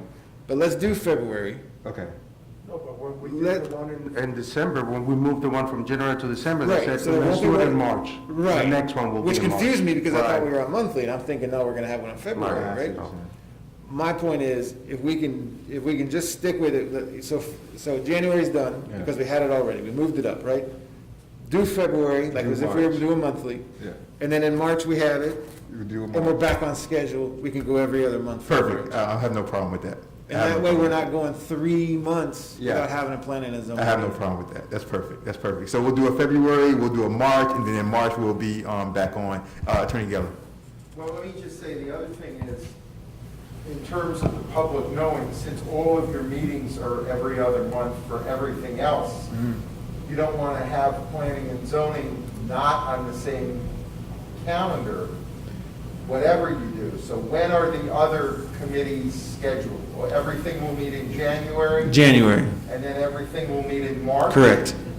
So you really don't want to schedule, I would think, a regular planning and zoning meeting in February.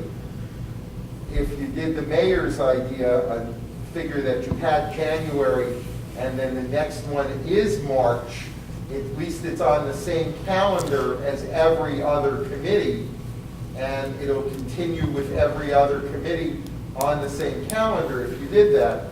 And as I think the clerk points out, if you have something that's pressing, Special. you can call a special meeting.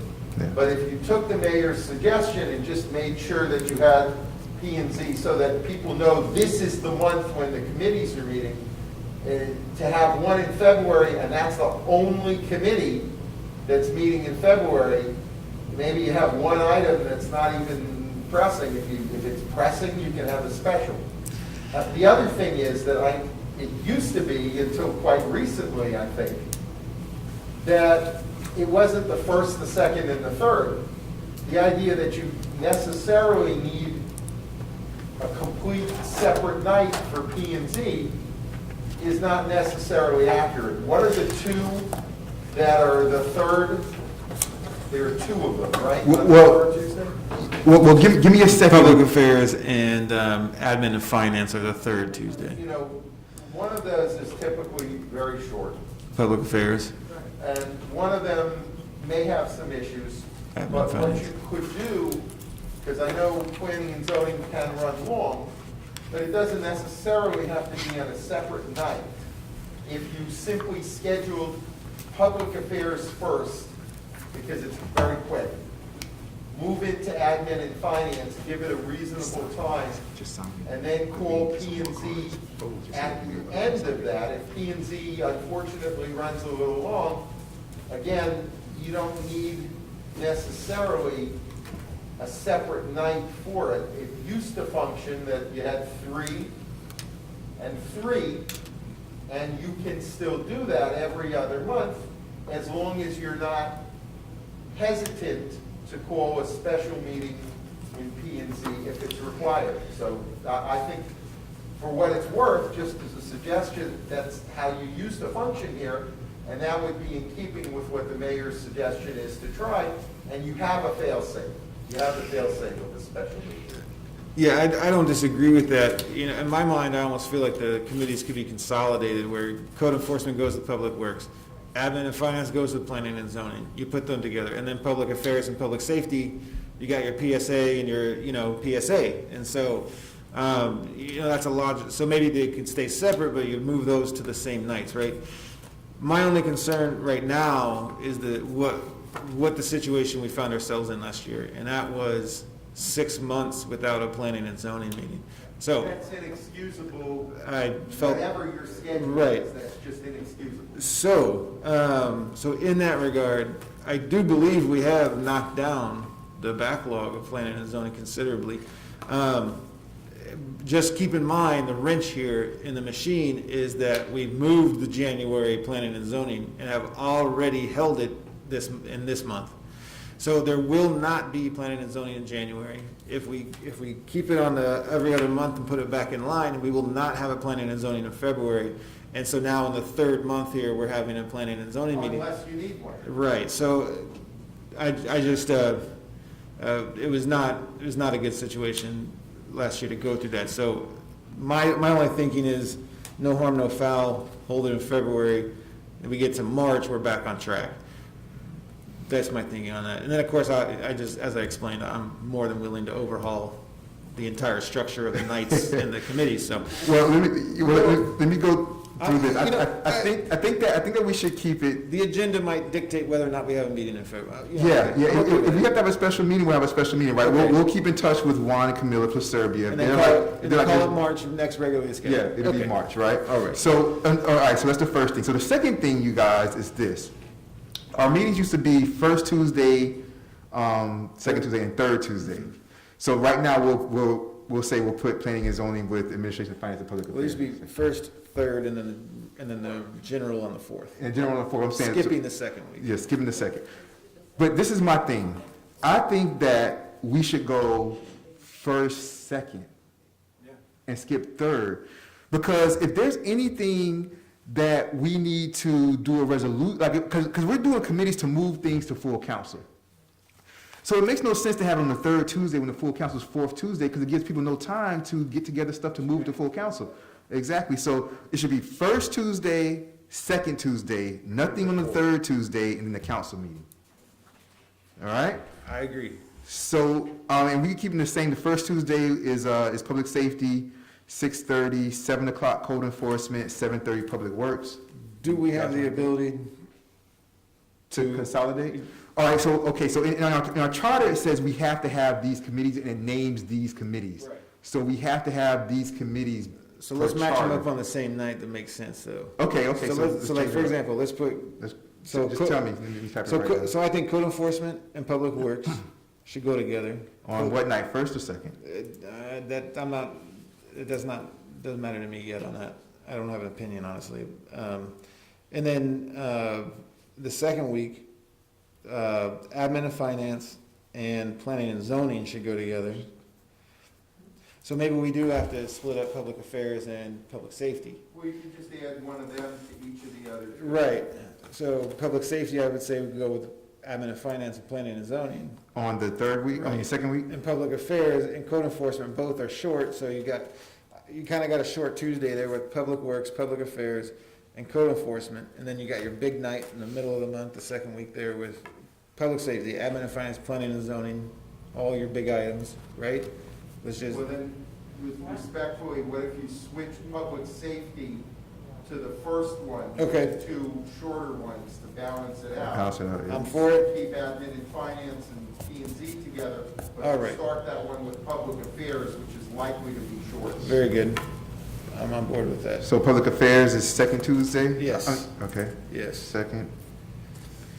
And public works is? First Tuesday. First, Yes.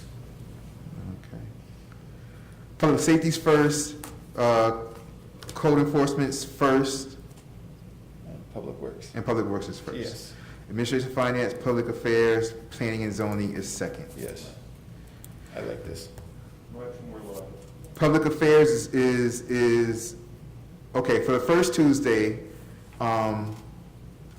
of the committee months, you guys want, what, let's do public safety first. Let's do public safety the first of the night, like the first thing in the night. Public safety can be the first thing of the night. I'd say then public works and end with code enforcement. You want to do it like that? Yeah. Public works the second thing of the night. Because code enforcement's gonna have the shortest agenda always. Code enforcement, the third thing of the night. And then for the second Tuesday, what do you guys want to go first? Public affairs first. Public affairs. I would say keep P and Z till the end, Okay. because if you have to go long. You know, for, just like for public safety, it's good as first on that night because the chief has to be for public safety, so we're keeping him. You know, for the second Tuesday, we have to have the CFO for administration and finance. Do you guys want him, I mean, if public affairs is gonna be short, though, he won't be waiting that long. Right, and then you do administration and finance, he can leave, he doesn't need to be here for whatever time you need to spend on planning and zoning in case it runs over. Right, and the audience for planning and zoning is usually only the interested parties. Yeah. Well, So yeah, that- that's bad, though, because we'll have residents waiting through administration and finance. I think it's great if residents wait through administration and finance. I would love to see every resident here for admin and finance meetings. I mean, Yeah. I'm just trying to think of people's schedules, you guys, you know what I'm saying? Because Yeah, no, yeah. we're gonna have residents waiting through administration and finance and public affairs, and we're gonna have Proserbia waiting. We're gonna have Juan and Camilla waiting through to the last meeting Tell also. them that he'll have to come, let's say, what time do you start? They're 6:37 and 7:30. Okay. But that's what we have down. They usually run longer, but we have advertised those like that. You could tell, you cannot start P and Z early. No. You cannot start it before it's noticed, so you could just tell Proserbia that they have to be here by 7:30. Okay. Then So they don't we'll, have to wait. so we'll do, public affairs first, administration and finance second, and then P and Z is third on the second Tuesday. All right, that's pretty much all I wanted to know. That's a good start, and I'll get the rest of the, I'll do the rest of the. Mayor, you should just take a quick, Yeah. motion. Yeah, I'm going, yeah, I'm gonna do that, Yeah, but it's definitely because we changed, things around, so. We are gonna adopt it at January's meeting, yeah. I'm gonna work on it now, and then we're gonna adopt the calendar January's meeting, yeah. But I do wanna take a roll call, because we are changing the Right, committees. the adoption of the calendar will take place after all of these committee meetings in January, though. Mhm, yeah, so I wanna do that. All right, so, we, keep signing, my brother, keep signing. So as far as the committee meetings, so we have, for the record, you guys, we have on the first Tuesday, every other month, starting in January, every other month, starting in January. The first Tuesday will be, the first meeting of the night will be public safety, that is at 6:30. The second meeting of the night is public works, that will be advertised at 7 o'clock. The third meeting of the night is code enforcement, that will be advertised at 7:30. The second Tuesday of every month, starting in January, the first meeting of the night will be public affairs, advertised at 6:30. The second meeting of the night is administration and finance, advertised at 7 o'clock. The third meeting of the night is planning and zoning, advertised at 7:30. Do I have a motion for the new committee meeting assignment calendar? I motion that, to adopt a new calendar for the committee meetings. Thank you very much. I have a motion by Councilperson Perrella. Do I have a second? I will second that motion. Second by Vice Mayor Urban. Before I go on, do I have any questions, comments, Zoom? How are we looking in Zoom? Audience? Nobody else? We're good? Okay, thank you very much. Madam Clerk, may I please have a roll call for the new committee assignment calendar? Yes. Yes. Yes. Appreciate it, you guys. Let me just save this, so I have that down. I will work on that later. Okay, thank you very much. That is it. We're going to good and welfare. Anybody from the audience, anybody from Zoom have anything they want to say about anything at all, this is your point and time to say so. You good? You good, sister? All right, now. Hearing no good and welfare. We're good on Zoom? No good and welfare? Thumbs up. Shout out to Full Moon, man. We love Full Moon. All right, you guys. Motion to adjourn, and second, do I have a motion to adjourn? Oh, we don't. We have Madam Manager comes up. I just want to remind everyone that bulk pickup is still scheduled for December 22nd, 23rd, and 24th, depending on your zone. Please don't put your stuff out until then or as close to that time as possible. Also, there will be a special holiday tree pickup after the first of the year. Please stay tuned to the village website to see the date for the special holiday pickup of trees. Only one day, but we'll go through the village to pick up trees as a special pickup. That is. Thank you very much, Madam Manager. You guys remember your bulk pickup and your tree pickup coming soon. All right, thank you very much. Anybody else have any last comments? We good? Everybody else out there? Everybody, we good? Do I have a motion to adjourn the meeting? I will motion to adjourn the meeting. Do I have a second? I'll second. Thank you very much. The regular council meeting for Tuesday, December 15th is adjourned at 10:32 p.m. Thank you very much, you guys. Perfect. Oh, yes. Yes, over there right now. You gave me these while the. No, because I didn't want,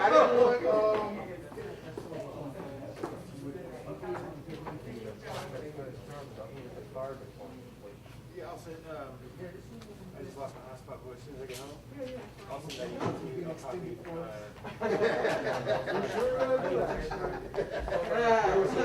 I know, for bro. You got a big smile underneath the mask. I told them we were gonna set up a time frame where the people can take out their bulk pickup, like a week or two before it's fine or not.